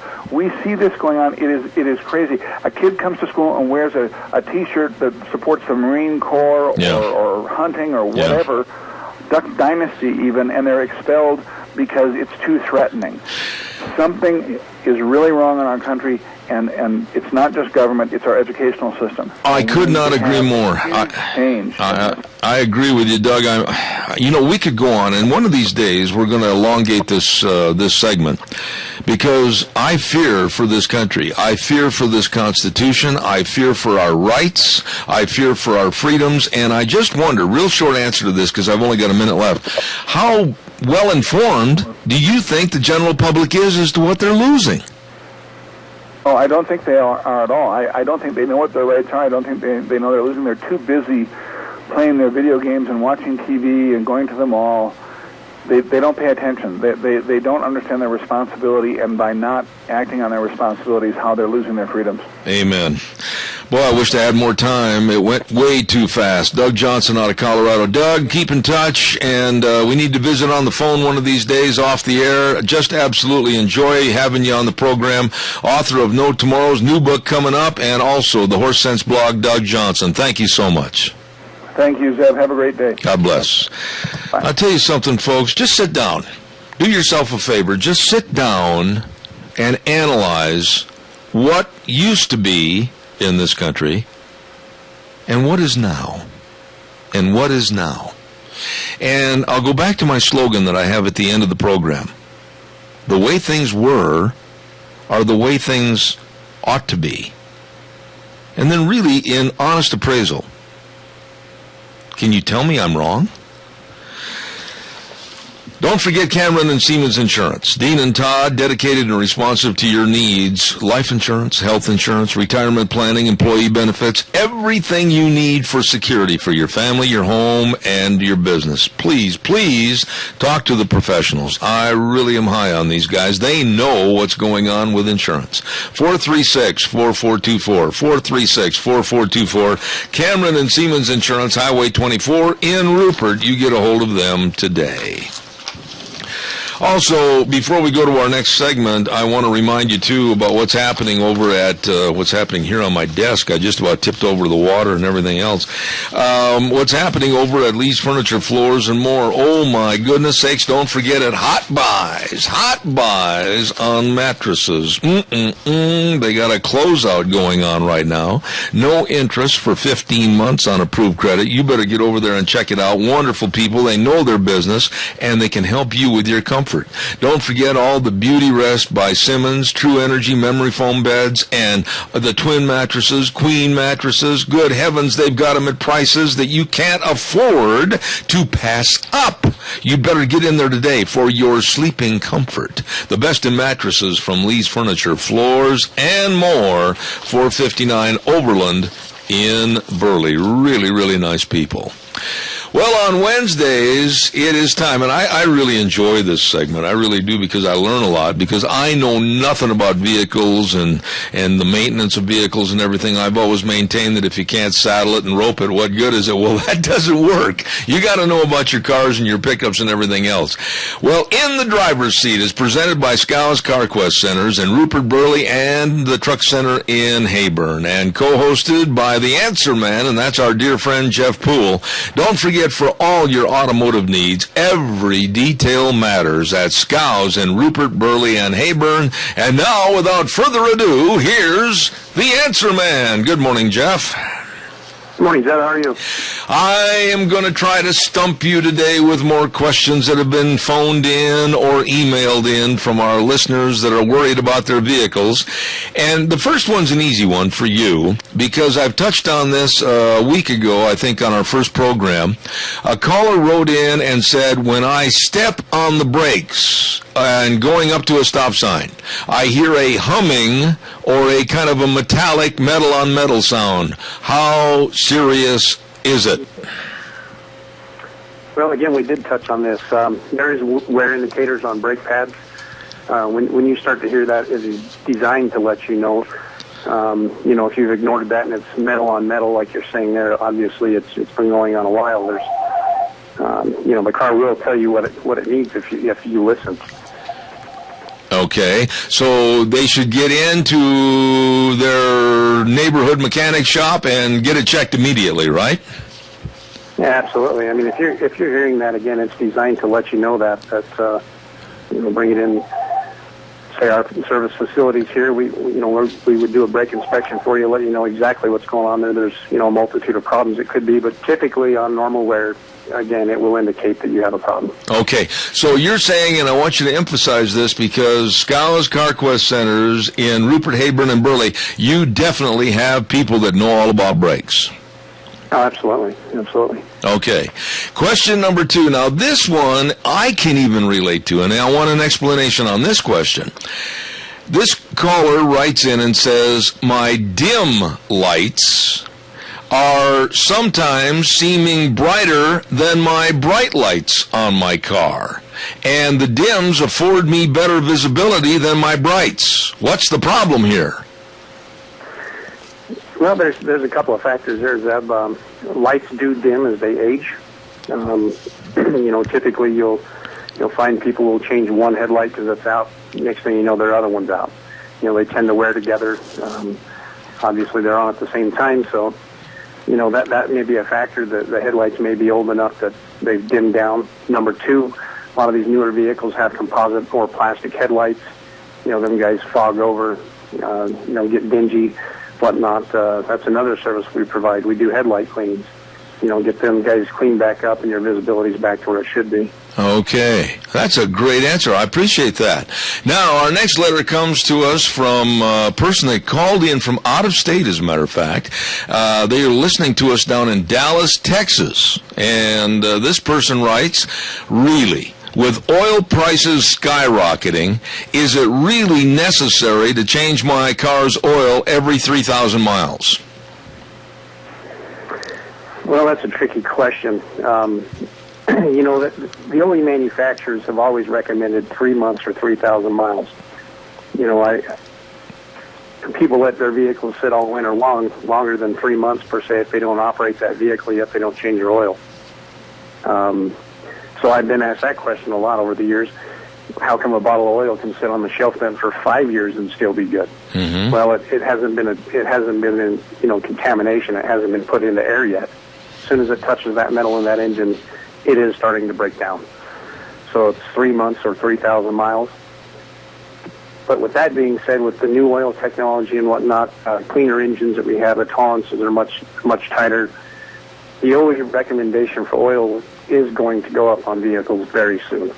Okay. So in a roundabout way, again, it's about severity of driving conditions. But typically, you want to stick with the OE recommendation, which currently still is 3 months or 3,000 miles. All right. Now, Jeff, a question on my behalf here. What about with the change of seasons, like from going from spring and summer to a colder fall and winter? Do you want to change the weight of the oil? And again, we touched on that a little bit. Viscosity is very important. Again, understanding how to read 530, 1030, et cetera. You're still 30 weight, but in the wintertime, you definitely, if you can soften it up on the low side of that viscosity number, you want to be down a little bit. Okay. So if you're running a 1040 in the summer, you might want to go to, a 1030 in the winter per se. Okay. Now, this caller listens up in Pendleton, Oregon, and sent it down. They listen on the computer every day. And the caller says, and I'm synopsizing the question, I've read that California and possibly the cities of Seattle and maybe even Portland are saying that while waiting at a stoplight, you should turn off your car to save fuel. My question is, doesn't it take more gas to start it back up again? Well, I'm not exactly sure how to answer that because, the fuel system in these current vehicles, they withhold pressure. So, it's maintaining, let's say, 50 pounds of fuel pressure to operate. You shut that vehicle off, that fuel pressure is still sitting there. It traps that fuel pressure. So upon startup, that fuel is already there. Mm-hmm. I don't see that as a plus or a minus. It's the fuel's already there. So, unless you're sitting at that stop sign for, long times, you're idling. I don't see any other reason to try to conserve other than if you sit there for a long time. Okay. And the last question that we've got for this morning, and I think this question came in from over to Rupert, and I think it's a very fair and honest question that people are concerned about today because they're taking better care of their vehicles today than they did in the past. This person writes, how do people find a mechanic for their vehicles that they can trust? Again, really look at service length. How long has a shop been in business? We've been in business over 64 years. There's a reason for that. We try to be honest and fair pricing with our customers and, give good service. They come back to us. And that's what you want to look for is a reputable shop, somebody you can trust. And that's basically where it's at. It's, I think most of the shops do a great job, good reputable people, but I think service length says a whole bunch about a business. Absolutely. I can't stump you, man. You know everything.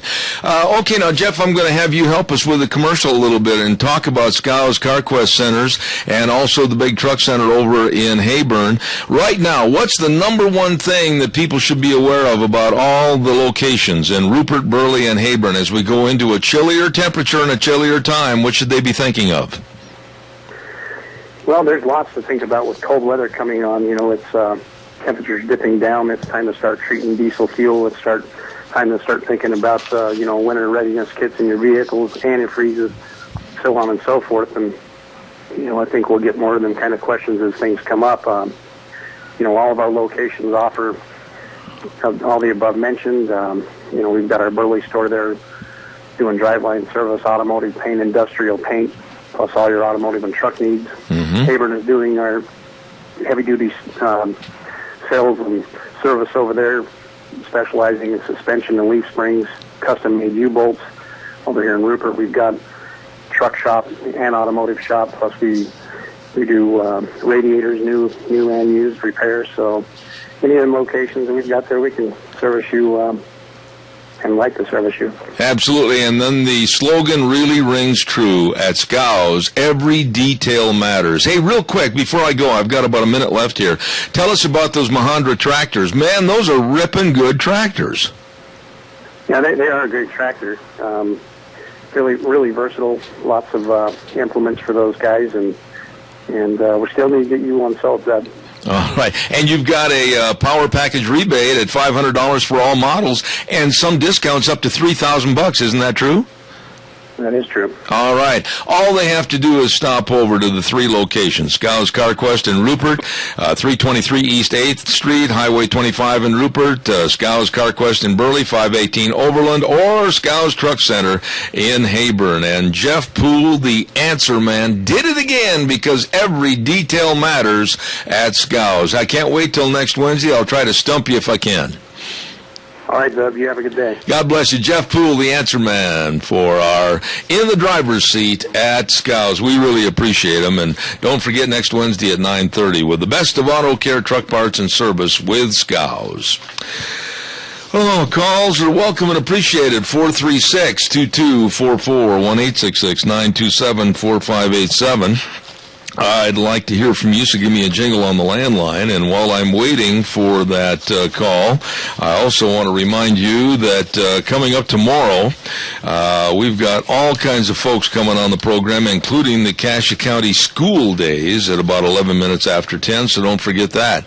Let's ride Highway 24 between Rupert and Burley. Oh, my, they're open Tuesdays through Saturday. And don't forget to get your watercraft service that you were using on the lakes and the rivers this summer, and you put it in your backyard. You forget about getting it all winterized. It's going to freeze up, and you're going to have a problem. So take care of it.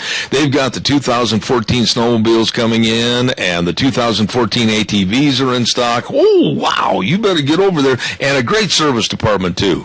Let's ride where the fun is sold. Highway 24 between Rupert and Burley. You stop in and see those great folks today. All right, calls are welcome and appreciated. 436-2244, 1-866-927-4587. Gina Jameson. Gina, how are you today? Is she gone? I'm sprinting from the other room. You know, do you wear tennis shoes every day to work? Most of the time, yes. Now, do they have pretty good ground grabbers on the bottom? Yes, they do. They're new, actually. And so where were you that you all of a sudden thought, oop? Well, see, I keep the monitor up in here loud enough to where I can hear when I'm just across the hall. I see, from the cat. Hot 100. And so that's why you're so skinny, is because you have a patented 40-foot dash, right? I do. It takes me all of 5 strides. Let's say it's 5 strides to get from here to there. You know, what do you think? And I was going to ask you, we were talking earlier this morning, and there is a truckers, I don't know what you'd call it, not really a protest. I don't want to call it a protest. I think it's just absolutely their frustration, like you and I are having with this government, and they basically are having a ride for the Constitution, and they want our lawmakers, our congressmen and our senators, and especially our president, to abide by by the Constitution, and they are threatening this Friday, as Michael alluded to earlier this morning, to shut down Washington, D.C., just park their trucks and say, drive around me if you can, because I want better government, and I'm demanding better government. What are your thoughts? I think that they should do it, honestly, because they are the backbone of the industry in this country. Without the truckers, you're not getting your goods, you're not getting your groceries, you're not going to get your lumber, you're not going to get your gas, you're not going to get anything. Well, a gentleman called me, and he said, Zeb, if we have one on a local basis, will you support it? And I said, yes, I will. I will bring my big ton truck, and I will support you. And they said their goal is to wake up the sleeping giant, which is the people of the United States of America. And they said there are going to be thousands of trucks on the highways flying flags, and there's going to be a lot of people who are in overpasses, and they're flying flags. And I just hope, and I mean this, I hope it has some effect with the news media in letting people know that we've had it, kind of like the old Eddie Childs commercials. I've had it, and I'm not going to take it anymore. I personally agree with them in what they're trying to do. I do too, because you know what? They have a valid voice that needs to be heard, and they're on the roadways every day, all day, making it happen for me and you, and for big box stores and the small mom and pop stores. They're making it happen. We rely so much on the trucking industry. A lot of people don't realize that they are honestly one of the they're a backbone. Well, think about it. And we need to support them. As a mom, I don't know, how many times do you have to go shopping per week? A lot. Okay, well, let's just say 3 times, okay? Okay, sure. And Deanne tries to make it a minimum of once, possibly twice, to go get groceries. Yep. Now, if all of a sudden the trucker said, that's it, we've had it with these high, absolutely unsustainable fuel prices, we can't afford this on diesel, that's it, we're not going to take all these rules and regulations, that's it, we're not going to take the competition coming out of Mexico, that's it, we're going to tie everything up. In 2 days, I would make this bet with you. In 2 days, people would absolutely be scrambling trying to figure out what they're going to get for food. Well, honestly, I would think it would take 1 day. 1 day, the news media says, okay, truckers, they just park their trucks, so everybody, you're not getting your goods. In 1 day, the grocery stores around here would be out of everything. I agree. 1 day. I agree. People just panic, and so they go to the stores and they just buy whatever, and they will clear out the shelves. And so for everybody else, if this is what they're planning, you might want to stock up. Just say it. I totally agree. And before we take that call, here's one of the comments that they made, and I agree with this too. They said about this truckers' protest is that the ultimate result would be for our representatives to start taking their oath to protect and defend the Constitution seriously. Amen. There you go. Caller, good morning. You're on the air. Good morning, Jeff. Yes, sir. As a truck driver, I can honestly tell you, people take it for granted, even on the roadways or wherever. They call stinky, dirty driver, or keep oversized truck, you're always in the way. Well, like you're saying, if it wasn't for truck drivers, you wouldn't have anything, and people tend to forget that once in a while. Well, I think that truck drivers in general, en masse, are very, very good people, good drivers, and very conscientious. You're always, in every group of people or groupings of people, you're always going to have some bad apples in the barrel. And unfortunately, that seems to overshadow the good. But I think the truckers should be commended for standing up and having the backbone to try something to get this country of America back where it should be. I think if the truck drivers got together, the motorcycle clubs got together, the Cowboy or PRCA Association got together, all these big clubs got together and said, this is enough. There's quite a bit of people that they have to take notice. Absolutely. I mean, they have to take notice. To say they don't see it is hypocritical. Well, they already are, but anyway, you get the point. Riley, I appreciate your call. Thank you, man. God bless you. Have a good day. Gina, the one thing I hope does not happen, I hope that the MSNBCs, I hope the CNNs, I hope the ABC, CBSs, and NBCs don't make light of this and treat it as kind of a redneck type thing, because I'm looking at it in a completely different vein. I'm looking at it with total respect for the truckers and truck driving associations and truck driving companies. And I'm looking at it with respect that they're trying to do something that we all should be trying to do something. Yeah, and you know what? They have the means. just like you, I have a lot of friends who are in the trucking industry. I have quite a few friends who are long-haul truckers. They're out a lot. They don't get to see their family. They are the backbone of their family, and they are providing, but they're providing on the road. And so we need to make sure that they're supported, too, because a lot of times they don't have the time to voice their opinions. Why? Because they're on the road. And so, it's kind of our responsibility to make sure that their voice is heard, too. And so if this is what they can do to make sure that their voice is heard, I say wholeheartedly support it, because they are trying to get their point across. Amen. And I think it was you that said it earlier, and I've got to do a weather forecast. I tell you what, let's do the weather forecast, and I want to come back and talk about the bikers in just a minute, okay? Okay. This hour's weather is brought to you by Red's Trading Post. Yes, it is Red's Trading Post, 203 5th Avenue South in Twin Falls, in a historic Old Town, Twin, and it has been there since 1936. My goodness. And don't forget, coming up this Friday and Saturday, they're going to have the big Beretta truck coming into Red's Trading Post. Great deals on the truck. Register to win prizes and meet the Beretta representatives, and you stop in and check out all the handguns, firearms, all the ammo, everything at Red's Trading Post, 203 5th Avenue South in Twin Falls. And here now, Michael Rogers weather. Hi, everybody. Michael Rogers from MichaelRogersWeather.com. Yesterday's forecast, I was kind of sharing with you that we're going to be walking into possibly some rain. Well, it looks like things have changed, but then again, if it did start raining today, I wouldn't be surprised. Mostly cloudy for our high today, 61 for the high, 40 for the overnight low. Winds are not going to be a problem. Thursday, slight chance of showers.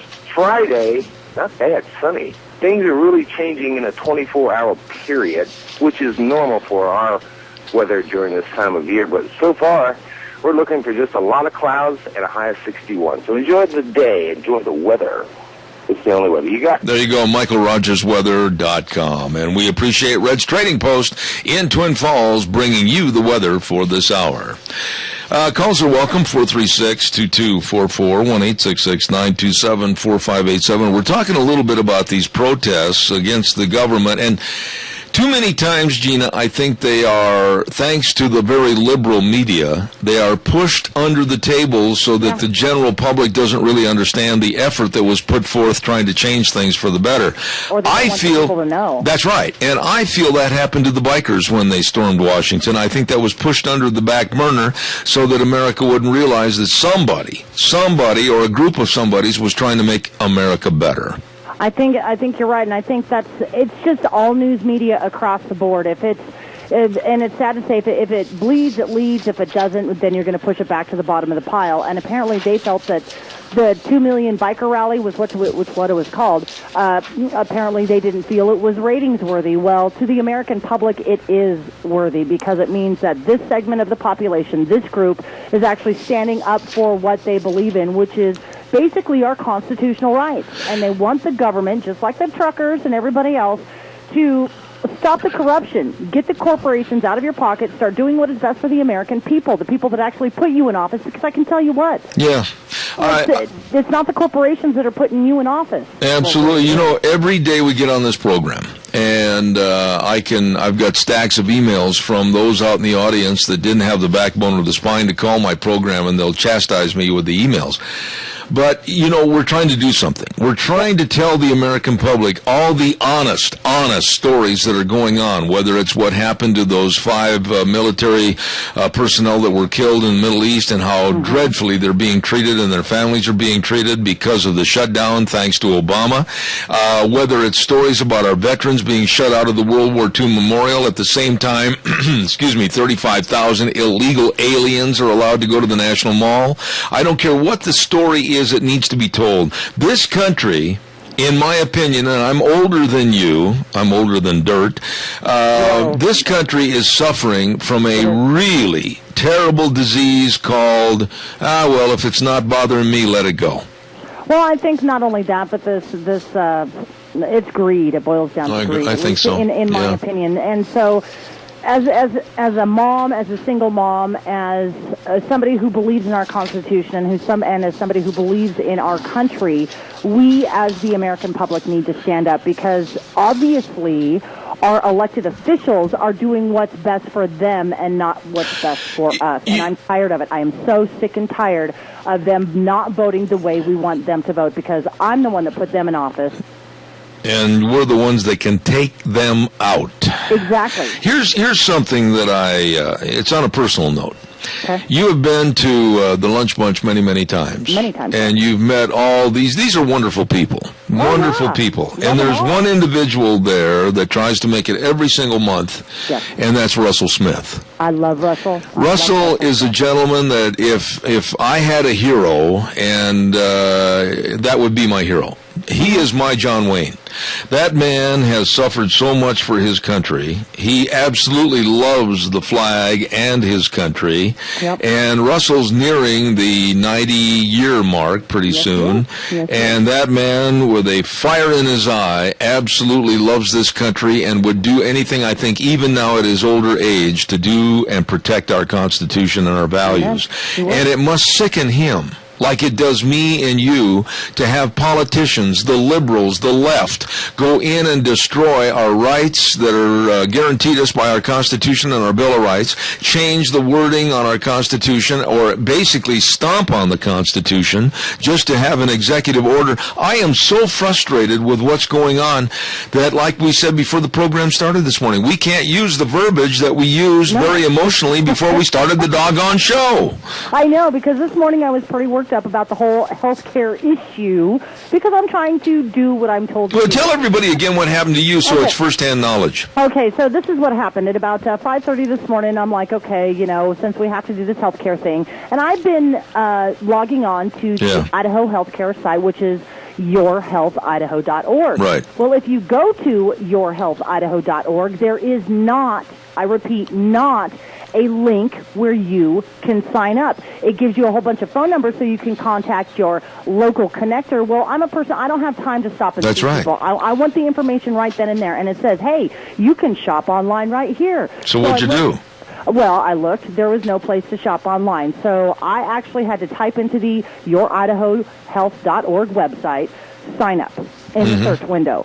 So it directed me to the federal website, which directed me back to the Idaho website. Oh, brother. Which directed me back to the federal website. Now, right here, I want to admonish you to be careful and not use the same words you did earlier this morning. No, I trust me, I won't. And so, even though it has crossed my mind.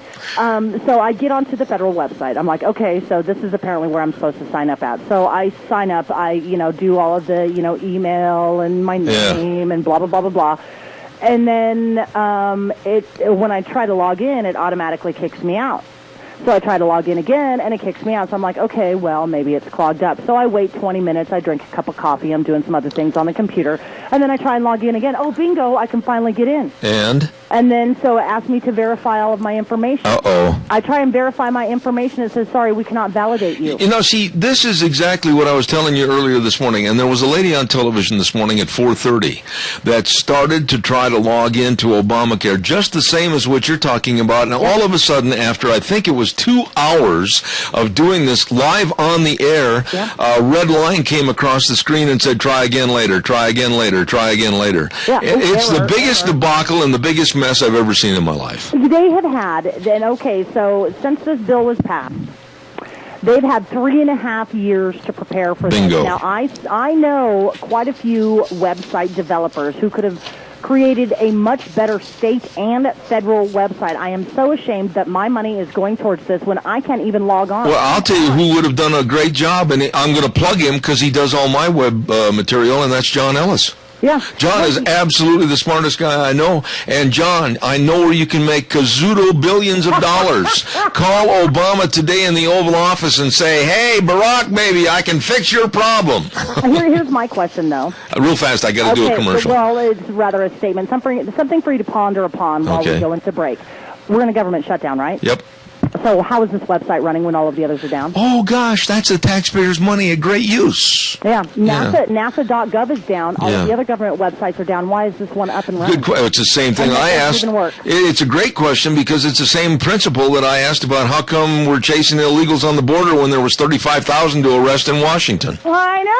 I got to run. Yes. Don't forget Perkins Restaurant and Bakery at 800 North Overland in Burley. Perkins say where they believe in being best best buds with your taste buds. And we said yesterday, you got to go in and check out all those bakery delicious pies. Oh, my. And all the muffins, like the raspberry and cream mammoth muffins. I love those.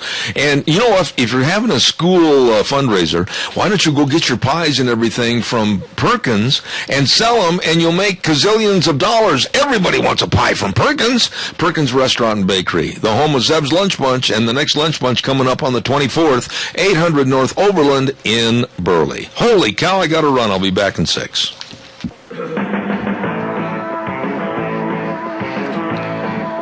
I love those drums. That guy really gets us back in the mood, doesn't he? You betcha. Good morning. Welcome back. I'm Zeb Bell.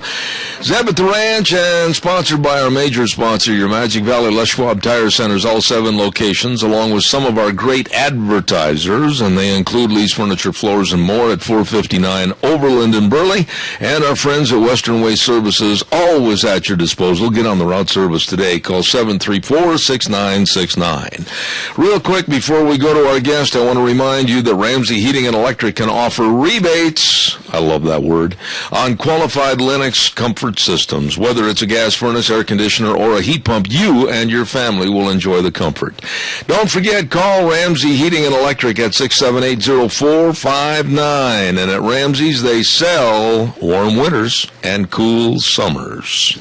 Hey, you looking for a great place to go eat later on today at lunch, or how about tonight? I'll tell you where to go, and that's the Chadwick Sports Grill, 139 West Main in Burley. Went in there on my birthday night supper, as a matter of fact.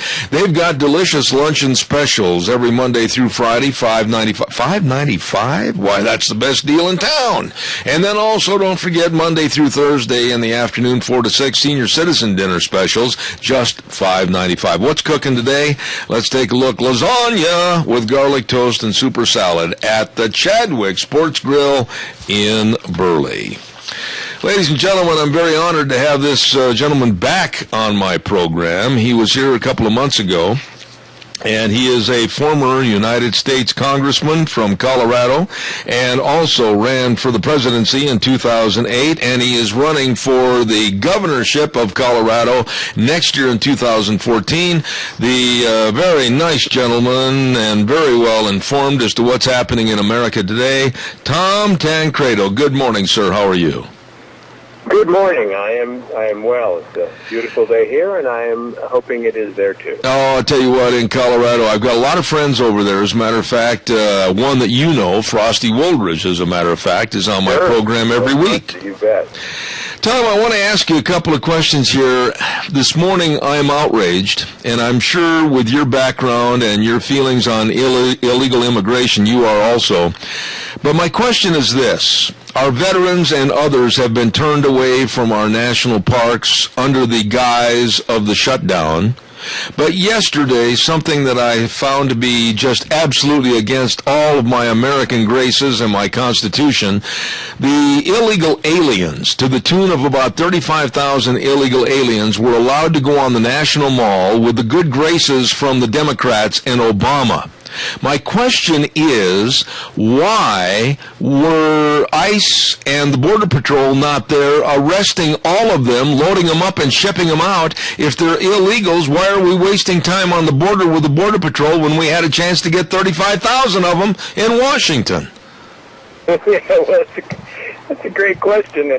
And gee, are you sure this really happened? Because I don't remember seeing this on the broadcast media, on the liberal established media. I just can't imagine it really occurred if it wasn't reported.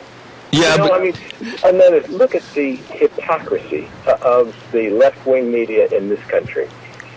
You can find every single person, individual, who is in some way, shape, or form harmed by the shutdown. You know, they're something they didn't get a benefit that they were entitled to. And I'm not talking about our veterans.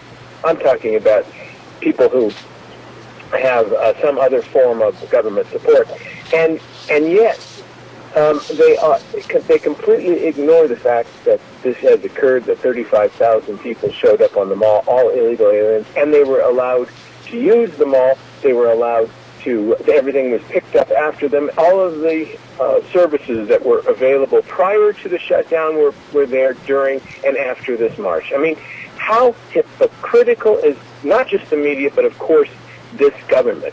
It's absolutely, I every day I wake up, I'm sure you do too, and I read the paper and listen to the news, and I get furious, I get frustrated, I get annoyed, and I keep thinking nothing else can happen that's really going to tick me off because, I've seen it all. But then I'm wrong. Something like this happens, and I just get furious. And because you think, how can this happen? It really can't be. This is so blatant. It is so hypocritical of the administration. It is so devious in terms of their desire to actually increase the voting ranks of Democrats by having illegal aliens participate, and eventually participate now, but eventually do so quite legally when we give them citizenship. I mean, it is all to advance a single idea, and that idea is the one that Barack Obama expressed when he was running for president, and that is to thoroughly transform America. I'm not talking about demographics or ethnicity. I'm talking about politics. You'll have millions and millions of people who will be here to vote for bigger government forever. That's what he's doing this for. That's his ultimate goal. It's why he does everything, including Obamacare, certainly the immigration policy, and if he has to, driving this nation into economic bankruptcy. Absolutely. Tom, there was a statement, and I used this last half hour before you came on the air, but there was a statement made by a Shannon Maurer, a spokeswoman for the March for Immigrant Dignity and Respect yesterday, and she said, quote, "They're going to be allowed to go on the mall because it is a First Amendment activity." And I stopped when I heard that, and I said to my wife, wait a minute. These are illegal aliens. They're not here in this country legally. They are not citizens. The First Amendment activities do not apply to these people. What in the world is the matter with us? Well, what's the matter with us? It's a great question. And let's assume for a moment, just assume for a moment that it did.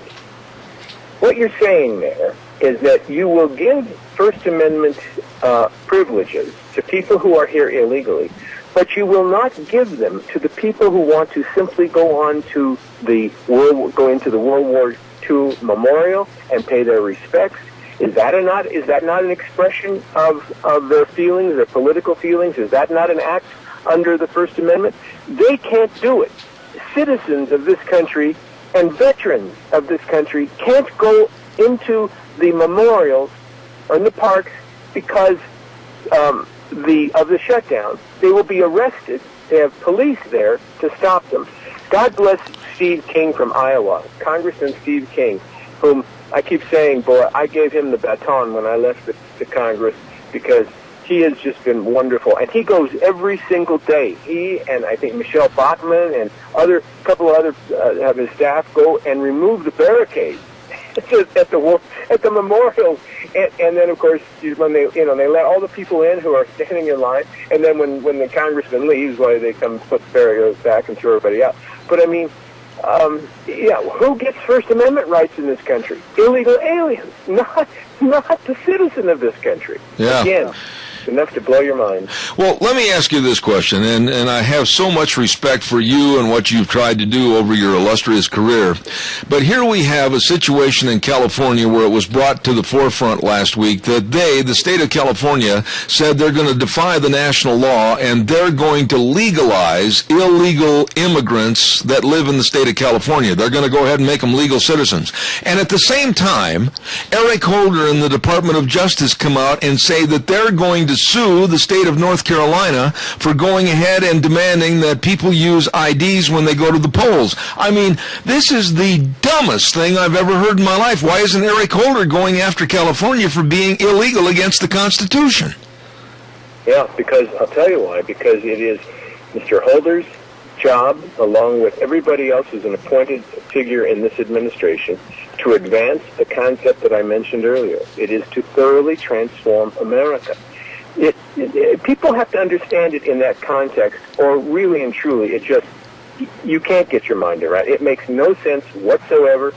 But when you realize there is a purpose, when you realize that there is a motive, and it's a big picture motive behind all of this, then it does begin to make sense. Please remember, Barack Obama promised to thoroughly transform America. Well, from what? To what?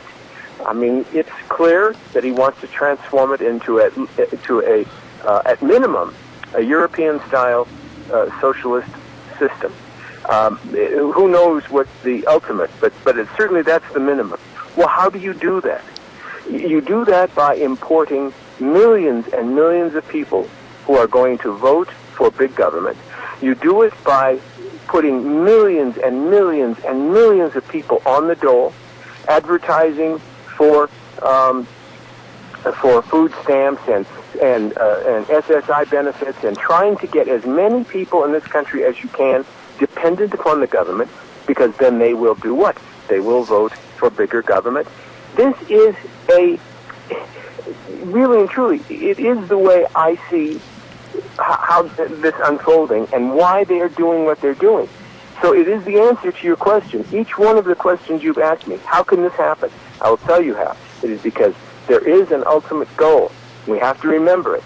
We have to put it in perspective here in terms of exactly what it is that we are observing. These are not individual and just selective sort of situations, unique situations. Mm-hmm. They are all part of a much broader, much more devious, much more dangerous plan for America. And I know it perhaps sounds conspiratorial some, but it's not as if indeed the president and all these people are trying to hide it. I mean, he said it. He said it during his campaign. This is what his desire is. When he goes around the world and he talks about America, and he says there's nothing unique about it, that it's just like any other place. Well, that's what he wants it to be, just like any other socialist country. That's his goal, his desire. He hates, you have to also remember what he wrote in his books. He actually hates the America that you and I love, the one that we've been taught to respect, the one that was put together by the Founding Fathers and exemplified by a document called the Constitution. He hates that America. He will do everything he can to destroy it. So remember those things. It's hard to believe for some people, but it's the only way. Every time any of your listeners look at any of these events and go, how the hell can this be happening? Just remember what I'm telling you. In accordance with what you just said, all they have to do is look at the fiasco, the devastation, and the chaos already we're seeing with the implementation of Obamacare, and it goes right along and solidifies what you just said. They've had 3.5 years plus to get ready for the opening of Obamacare, and it is nothing more than a joke, but nobody's laughing. Your comments on Obamacare? Yeah, it is absolutely that. It is designed, I believe, to eventually create a single-pay system. The government will be the single payer. There will be no more insurance companies, not for the purpose of health or accident prevention, health care anyway. It will be all government. Why? Because that represents 20-some% of the economy, and that is a major, major part of this whole agenda that I have been mentioning. And I guarantee you that as it becomes impossible for people to pay for their own insurance because you have forced insurance companies to do all kinds of things that it's going to cost somebody else the other, you have forced insurance companies to pay for pre-existing conditions. Fine, great. Well, somebody's going to pay for that, right? They're going to pass it off to the person who doesn't have pre-existing conditions, the person who is relatively healthy, and he's going to, or she is going to say, what the heck happened to my insurance? I haven't even had a claim. There's nothing. It's gone up 500%. Well, it's to pay for those other people that are now required by law to be covered. Well, so they'll stop. They'll make so much noise, and they'll say, this is impossible. I can't pay it. And it will collapse the private insurance system in the country. There will be only one answer to that: government. Tom, let me ask you this, final thought here this morning. I made the statement on my program last week, and I said it again Monday, when the Obamacare 2,900 pages of blah blah went in front of the Supreme Court and they voted that yes, they will support it, and John Roberts was the deciding vote, then Obama got his hands back on the program after the Supreme Court had said yes, and he amended it 19 times. Now, my question to you is, after he gets it back and he amends it, isn't he basically null and voiding what he had previously, and it should be open for discussion with the Republicans saying, no, we're not going to implement it or fund it? Well, I think that's an excellent point. I've not really thought about the legal implications of amendments to Obamacare. It's something I guess that one should certainly pursue. I think that's an excellent point. I just never thought about it. Well, I just absolutely think the one question I want to ask you is, you're running for the governorship of Colorado, and I wish you the best. Believe me, we need more people like you in there. Can we turn this great big boat around in the water and head it back in the right direction, or by 2016 will Obama have it as he wants it, a socialist nation? Yeah. Well, that's the ultimate question. I'll tell you this. Maybe this is a good way to leave our conversation. Milton Friedman said, and I have to paraphrase it here, he said, inertia is the strongest force on the earth, especially in government. People don't make changes, radical changes, unless there's a crisis. And what Obama, by the way, skipping out of that for a minute, what Obama is doing to us is the old frog in the water analogy, where you turn up the heat little by little by little until eventually the frog boils and doesn't realize the water has gotten hot. But he said if you have a crisis, Milton Friedman says, if you have a crisis, people begin to look for change, and I mean they begin to look for a solution. And he said it is up to us. It's up to conservatives and libertarian-oriented people to be constantly providing answers to these problems, so that when that crisis occurs, he says, the politically impossible today becomes the politically inevitable of tomorrow. Mm-hmm. So there's the issue: is a crisis of a substantial nature going to occur that will indeed allow us to regain control of our own government? God only knows. I certainly don't. But if it does, that may be, and certainly, you can look at the economic crisis that we are facing. It seems like almost every day, and that might be it. I don't know. I don't know if it's an economic crisis. I don't know if it's some sort of international crisis. Maybe a spiritual crisis. I don't know what it will be, but that's, I guess, my only hope. Absolutely. I want to say how much I appreciate you taking the time to come on our program, and I'm going to ask you to come back again in the future. Former United States Congressman Tom Tancredo from Colorado. God's blessings to you, sir, and best of luck. Thank you, and to you too and your listeners. God's blessing on all of you. Thank you very much, sir. Very interesting gentleman. I have a lot of respect for him and his viewpoints. As I said, he's running for governor for the state of Colorado next year in 2014, and a force in politics, and I appreciate his remarks. Tom Tancredo from Colorado.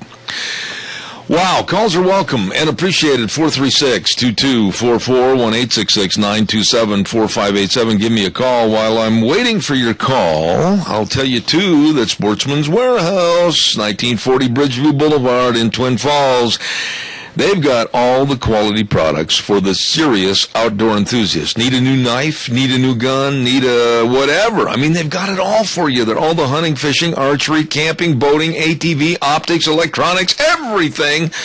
Wow. I mean, you can just go in and start walking down one aisle, up the other aisle, down the other aisle, up the other aisle. You're going to find everything you need. Right there, it's the great indoors for the great outdoors. Sportsman's Warehouse, 1940 Bridgeview Boulevard in Twin Falls. And let's see what else have I got here.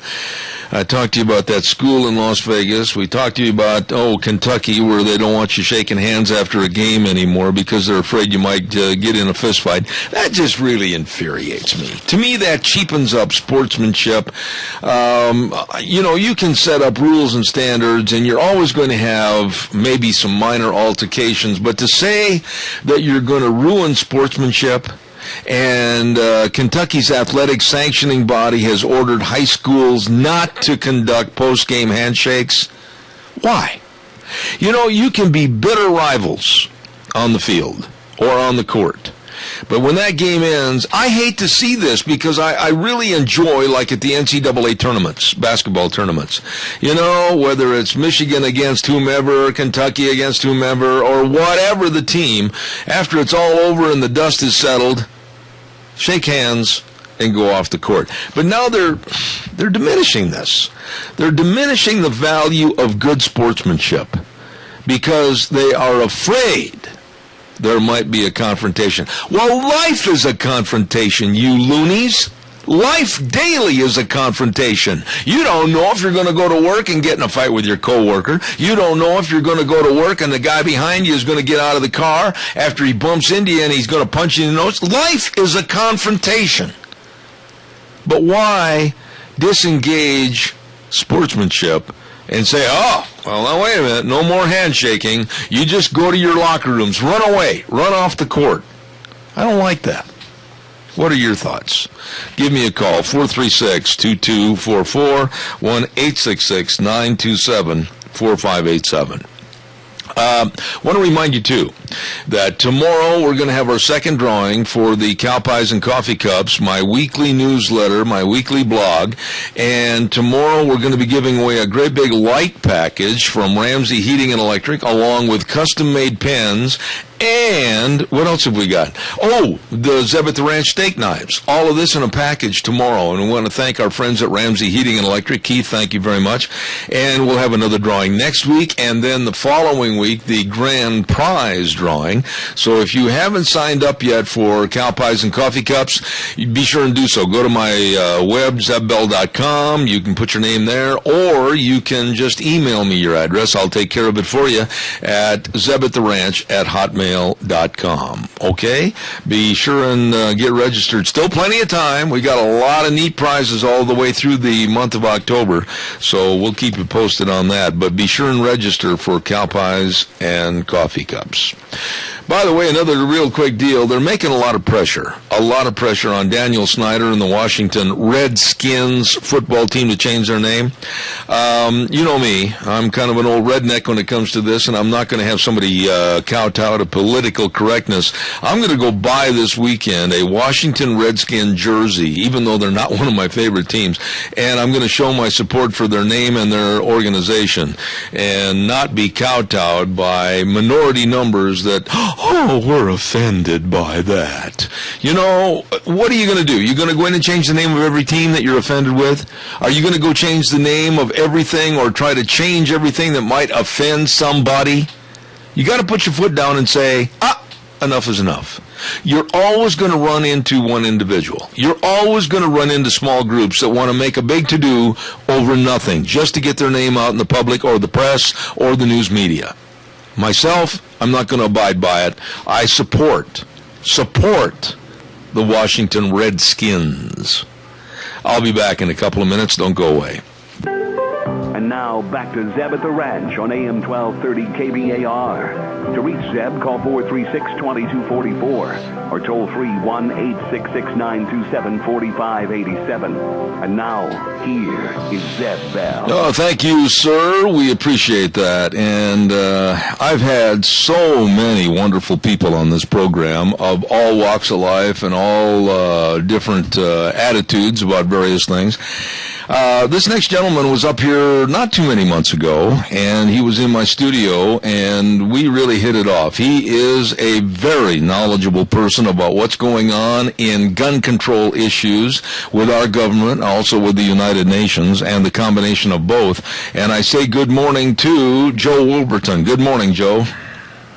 Good morning, Brother Zeb. How are you? I am doing well, and I've got so many things to talk to you about this morning, but I think first and foremost, with your writing skills and your knowledge about what's going on with gun control or ammunition control or whatever, bring us up to speed as to any new issues that you're very concerned about and have written about. Go ahead, Joe.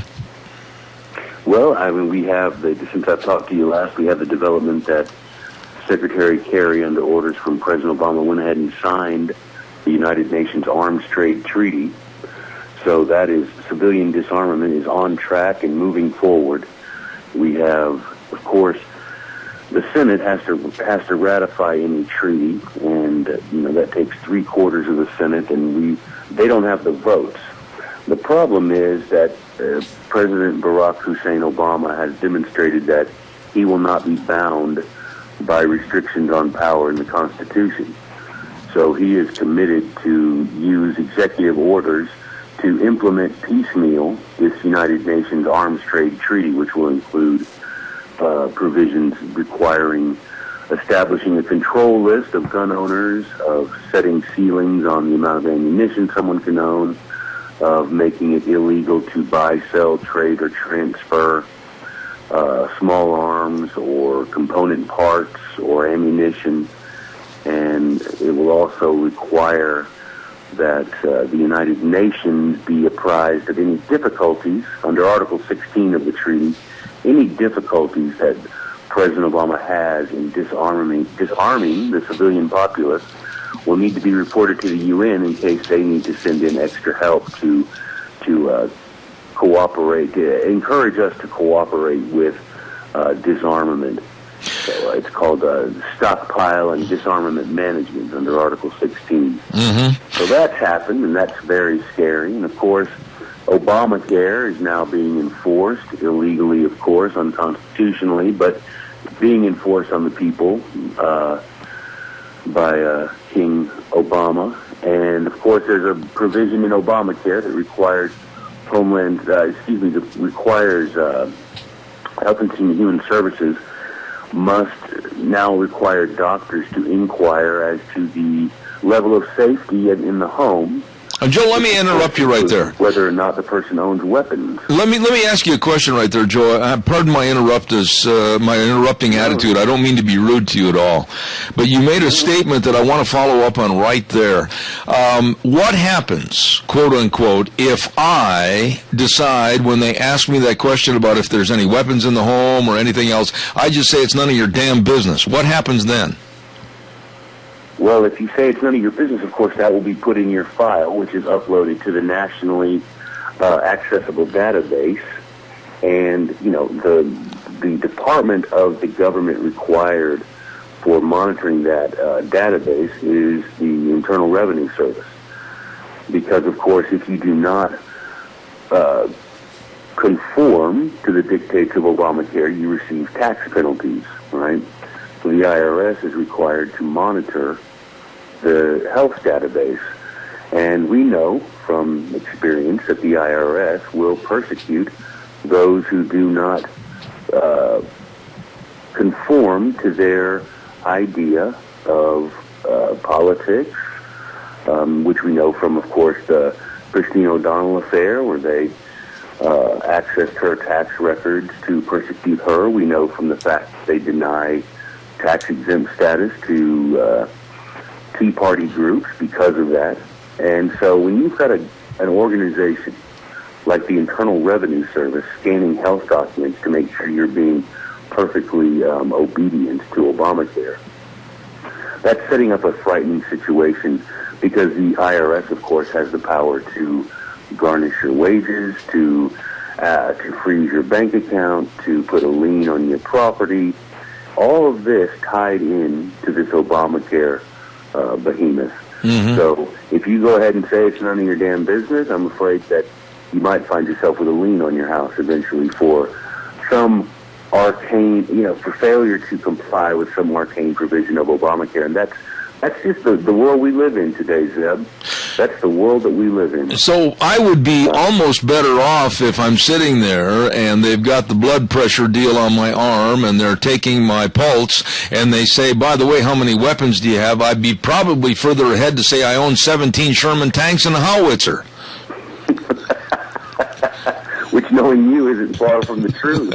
But, well, the whole thing, that's right. And, and that gets into the gun control. And, of course, there's just no limit to the level of personal inquiry. I mean, you've got the fact, and they're available online. You can look at these forms that Health and Human Services is requiring that doctors now fill out for everyone that comes in. You've got the fact that they are going to ask you about your past sexual history. If you go in for a cough, you have to reveal 10 years of sexual history. Now, look, there may be some people who are embarrassed by that, and and the fact is that it's no one's business. That's right. To be honest. That's right.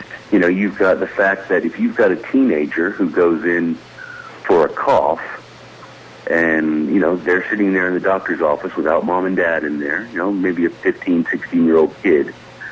And, Obamacare requires this doctor, because the doctor will be penalized if the doctor doesn't participate as well. The doctor's penalized under Obamacare for his failure to participate as well.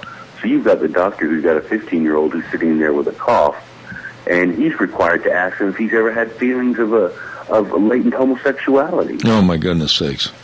And, I mean, you've got a kid in there who's going to think, well, I don't know. And if he answers, if the doctor says, and goes on to explain, and the next thing you know, you've got a kid who's not only confused where he wasn't confused before, but you've now got it on a nationally accessible database that Johnny is a latent homosexual. As much as you go around the country, Joe, and speak to various groups, and I know that you were at the United Nations meeting, and you know everything about what's going on with the UN and their hideous plans, basically for worldwide gun control.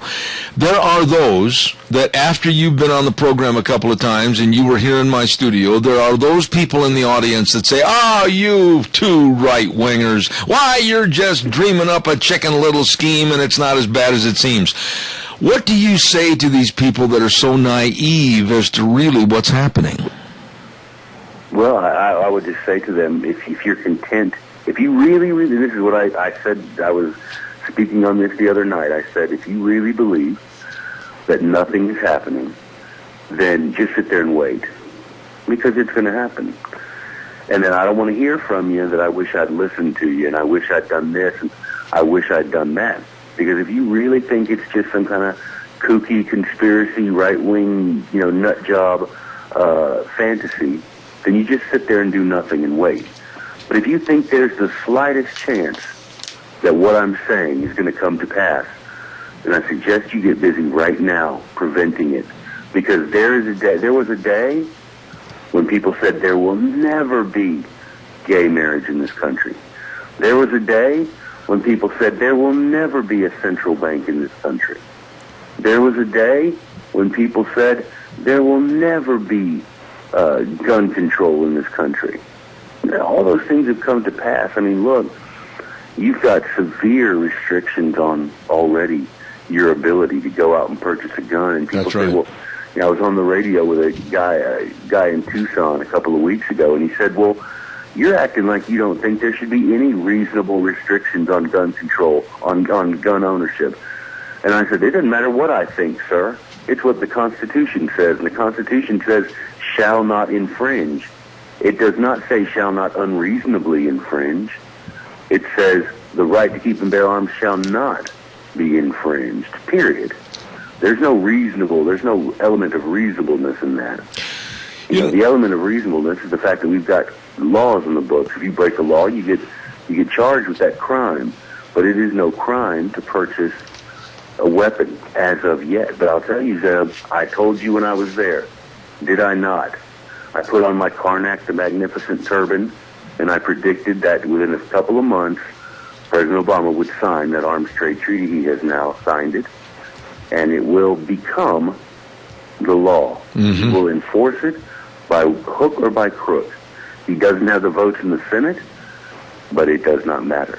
He will not be stopped on his path towards civilian disarmament. Remember, it is not disarmament, it's civilian disarmament.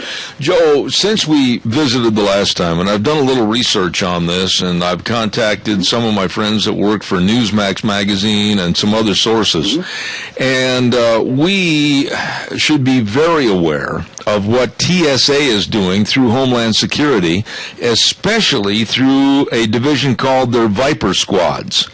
I have found out that now TSA, without the knowledge of America in general, is starting to have their Viper Squads get on train stations, ports of entry, go to music concerts, go to bus stations, and even rodeos. And they've made their presence felt and known at these various locations. Wait a minute, Joe. When did TSA take on leaving airports and going to all these other venues? Absolutely. You know, I asked Janet Napolitano that, as a matter of fact, in an interview I did with her not too long ago on this very topic.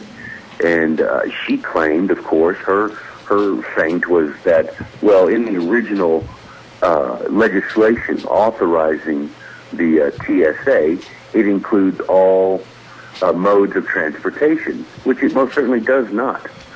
It mentions air traffic in the original legislation that authorized the TSA to come into existence. But as you say, you know, that you give them an inch of authority, Zeb, and they will take a mile of tyranny. Isn't this, Joe, every time? Isn't this, Joe, and tell me if I'm wrong in my thinking on this, but when I read the stories that just recently, by the way, I was telling you about my friends at Newsmax, well, they came out in the latest issue with a story called TSA Checkpoints Going Beyond Airports. But when you look at the Viper Squads, and you look at the sinisterness of the way they dress and the way that they are located, doesn't it give you the same appearance of almost a pre-martial law here in the United States? Oh, not almost a pre-martial law. It absolutely is. And when you marry that notion to the fact that you've got the Department of Homeland Security handing out billions, literally billions of dollars to local police departments to make them nothing more than partners with Homeland Security, militarizing the police. I mean, you've got, they now have to, they have armored personnel carriers, they have weapons that used to be reserved for the military. The Department of Homeland Security is buying billions of rounds of ammunition to make it where there's a short, I mean, you've got IRS agents being issued weapons and ammo now, Zeb. You've got a shortage of ammunition for, Joe Sixpack like me. But the IRS and Homeland Security have plenty of ammunition. And then you've got this program to create what they call public-private partnerships between the police and Homeland Security. Mm-hmm. And Homeland Security knows. I mean, come on, these people know that these local police departments are cash-strapped. And when you come in, when you ride in on your pretty, Dodge Charger and you're handing out sacks full of cash, those police departments are going to take that. Little do they know, they've also just swallowed, the hook and the worm. And they have become then agents of Homeland Security. And it's all setting up, Bill, for when the moment is going to be that we're going to wake up and wonder who sowed all these tares among what was once so much great wheat. Absolutely. And it's going to be, like it says in the good book, it's going to be while we slept. Joe, I'm going to ask... We are sleeping while they're taking our guns away, they're taking our ammunition away, they're forcing us to admit to potentially embarrassing things, they're monitoring all our email, they're monitoring our text messages, they're monitoring our phone calls. It's turning every citizen into a suspect and turning this country into a coast-to-coast prison. Absolutely. Disarmed prison population. Absolutely. Joe, I'm going to ask your patience. I got to get a weather forecast in here. Please sit on the line. I'll be right with you, I promise. We're on the phone with Joe Wolverton from Utah, and we'll be back with him in just a minute. It's time for a weather update with MichaelRogersWeather.com, brought to you this hour by Lennox Home Comfort Systems, and, of course, all of the Lennox products and systems right through Ramsey Heating and Electric at 2600 Overland Avenue in Burley, 6780459. Here now, Michael Rogers Weather. Hi, everybody. Michael Rogers from MichaelRogersWeather.com. Yesterday's forecast, I was kind of sharing with you that we're going to be walking into possibly some rain. Well, it looks like things have changed, but then again, if it did start raining today, I wouldn't be surprised. Mostly cloudy for our high today, 61 for the high, 40 for the overnight low. Winds are not going to be a problem. Thursday, slight chance of showers. Friday, not bad, sunny. Things are really changing in a 24-hour period, which is normal for our weather during this time of year. But so far, we're looking for just a lot of clouds and a high of 61. So enjoy the day, enjoy the weather.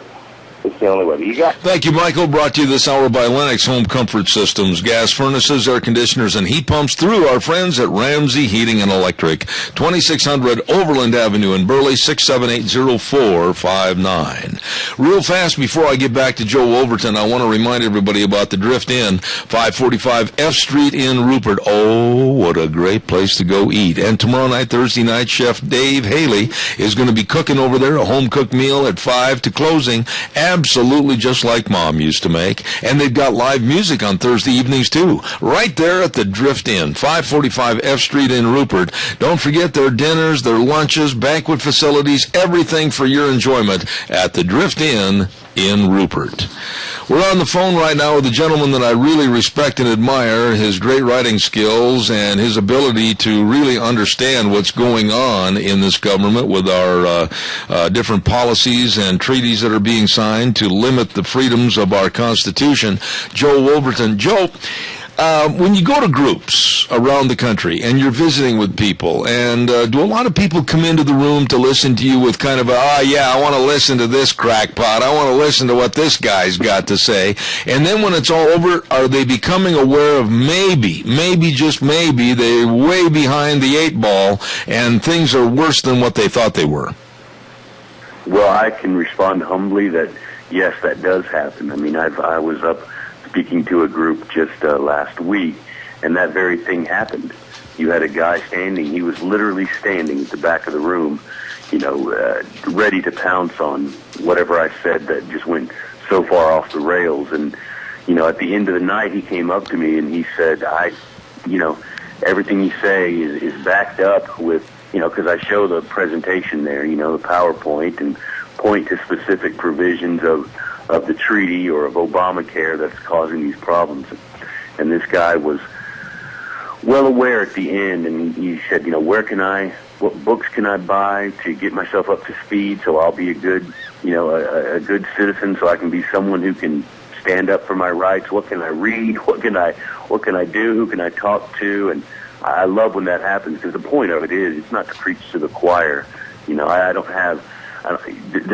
hour is too late for us to spend our time with the converted. It's time to get the message to the people who can be converted, who may be sitting around thinking, it's not so bad, or they're not really doing these things. The government has our best interest in mind.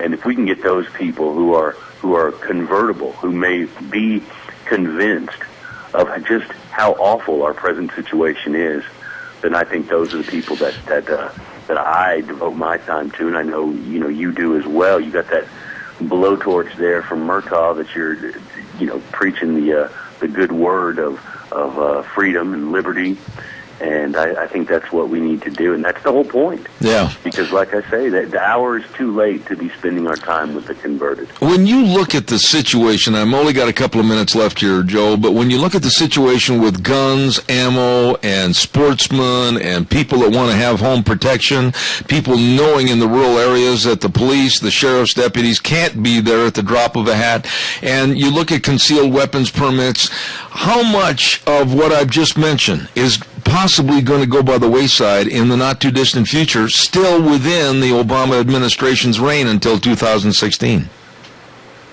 Well, if you say within 2016, definitely what's going to happen is your ability to purchase ammunition will be reduced to ridiculous levels. The ceilings on ammunition ownership are going to be enforced, I would say, within 6 months, definitely. So that's going to be one thing. If you don't have the ammunition within 6 months, you're not going to have it. That's for sure. And of course, that will include, and all this for the safety of the children, Zeb. Mm-hmm. That will include restrictions on the ability to own reloading equipment. Now you will start having to have the same sort of inquiry to own reloading equipment as you do to own a weapon. Oh. That brings me into the second thing that's going to happen very quickly is the background check for owning a weapon is about to become so onerous that so few people will be able to own a weapon. I mean, there will be, they've already made it to where veterans, it's almost impossible for a veteran to buy a gun. Almost impossible. Because they have assigned, through Obamacare, they have assigned this code, this PTSD code, to almost every veteran. So you've got to have special permission if you're a veteran to own a weapon, and that's only going to get worse. That's going to extend to everybody. Let me ask you this They're then. going to find reasons to keep you from owning a gun. Let me ask you this then, Joe, and I'm not trying to increase or create a problem, but, as far as background checks, when you go to buy a gun, what about people? What about people, maybe old farmers or ranchers, or people that have had a gun ever since they were 16 and their grandfather gave it to them? What about a forced background check for everybody? Is that looming on the horizon? Well, not necessarily a forced background check, but what is looming on the horizon, and this is something that's, marching right up Broadway, is they're going to require, through this partnership with local police, Homeland Security, through these gun control measures, are going to require that that there be kept a control list of all gun owners in every county. In other words, they will come and they will do sort of a survey. They will send you a survey requiring you to report how many guns you have and how much ammunition you have. They'll give you 3 months to comply with that survey, and if you don't, then you'll have a home visit. Now, Zeb, I can tell you that, and listen, these people at the UN, when they think no one's listening, they tell what they really want to do. This control list and these home visits, within the year, will be the norm. That will be how things are done to keep control of civilian armaments. They will enforce this control list, and they will enforce this survey, and I guarantee you that will be within 6 months that this starts happening. Of course, it'll be a slow rollout, as with everything, so that it sneaks up on people who aren't aware. But between increased scrutiny and background checks and the establishment of control lists by county, I mean, you've got that coming up within the years. Oh, my goodness. Ladies and gentlemen, I could go on because I have a lot of respect for this man and his abilities and his knowledge, and that's Joe Wolverton from Utah. My good friend, God's blessings to you, and please come back in the not-too-distant future, please. Thank you, Zeb, whenever you need me. Thank you, sir.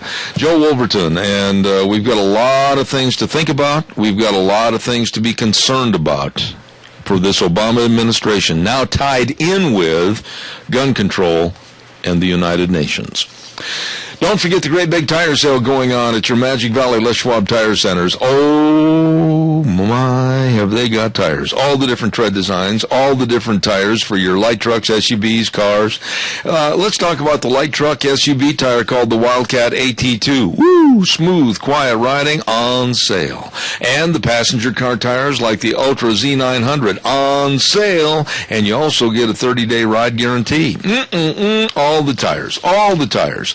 And custom wheels on sale. And, of course, don't forget the best in shocks and struts and brake service and front end alignments and batteries. But the best in people. The best in knowledgeable people. With Dave on Blue Lakes and Twin, Mike and Buell, Mike and Jerome, the Twist family and Paul, Lane and Rupert, John on Poline and Twin Falls, and Randy the old Seahawk fan on Overland and Burley, your Magic Valley Les Schwab Tire Centers. Tomorrow on the program, it's Thursday, and we got a lot of goodies, a lot of different people we want to highlight and feature. We've got, of course, the Chamber Report. We've got Dog Nation. We've got Rita Ramsey. Always. Everybody enjoys Rita. And then, of course, we've got School Days in Cassia County, and we've got Gail Trotter. And Gail is a national spokesperson. She is not real happy about Obamacare, and she's going to tell you why. And I'm looking forward to having her on the program, along with all your phone phone calls. So thank you very much. Let's see, what else did I have to remind you of? Also, we'll go through some of the PSAs, the public service announcements, including this one about, don't forget, Close to Colorado, and they're going to be along with Joan Parr and Cindy McWilliams. Cindy was here yesterday, and they're going to be collecting that. The clothing drive is going to be this weekend and the following weekend. So help those folks out and give them a call. Let's see, I've got I've got a couple of numbers here. We've got 431-4065 and 436-0750 for Close for Colorado. Okay? All right, I'm going to wrap it up and say to Gina, great job today, Gina. Thank you for all your help. We'll be back well, God bless you, and hope you have a good day, and we'll try to be a little happier, the two of us, when we sign on tomorrow morning. Okay, smiley face. I'll try. Okay.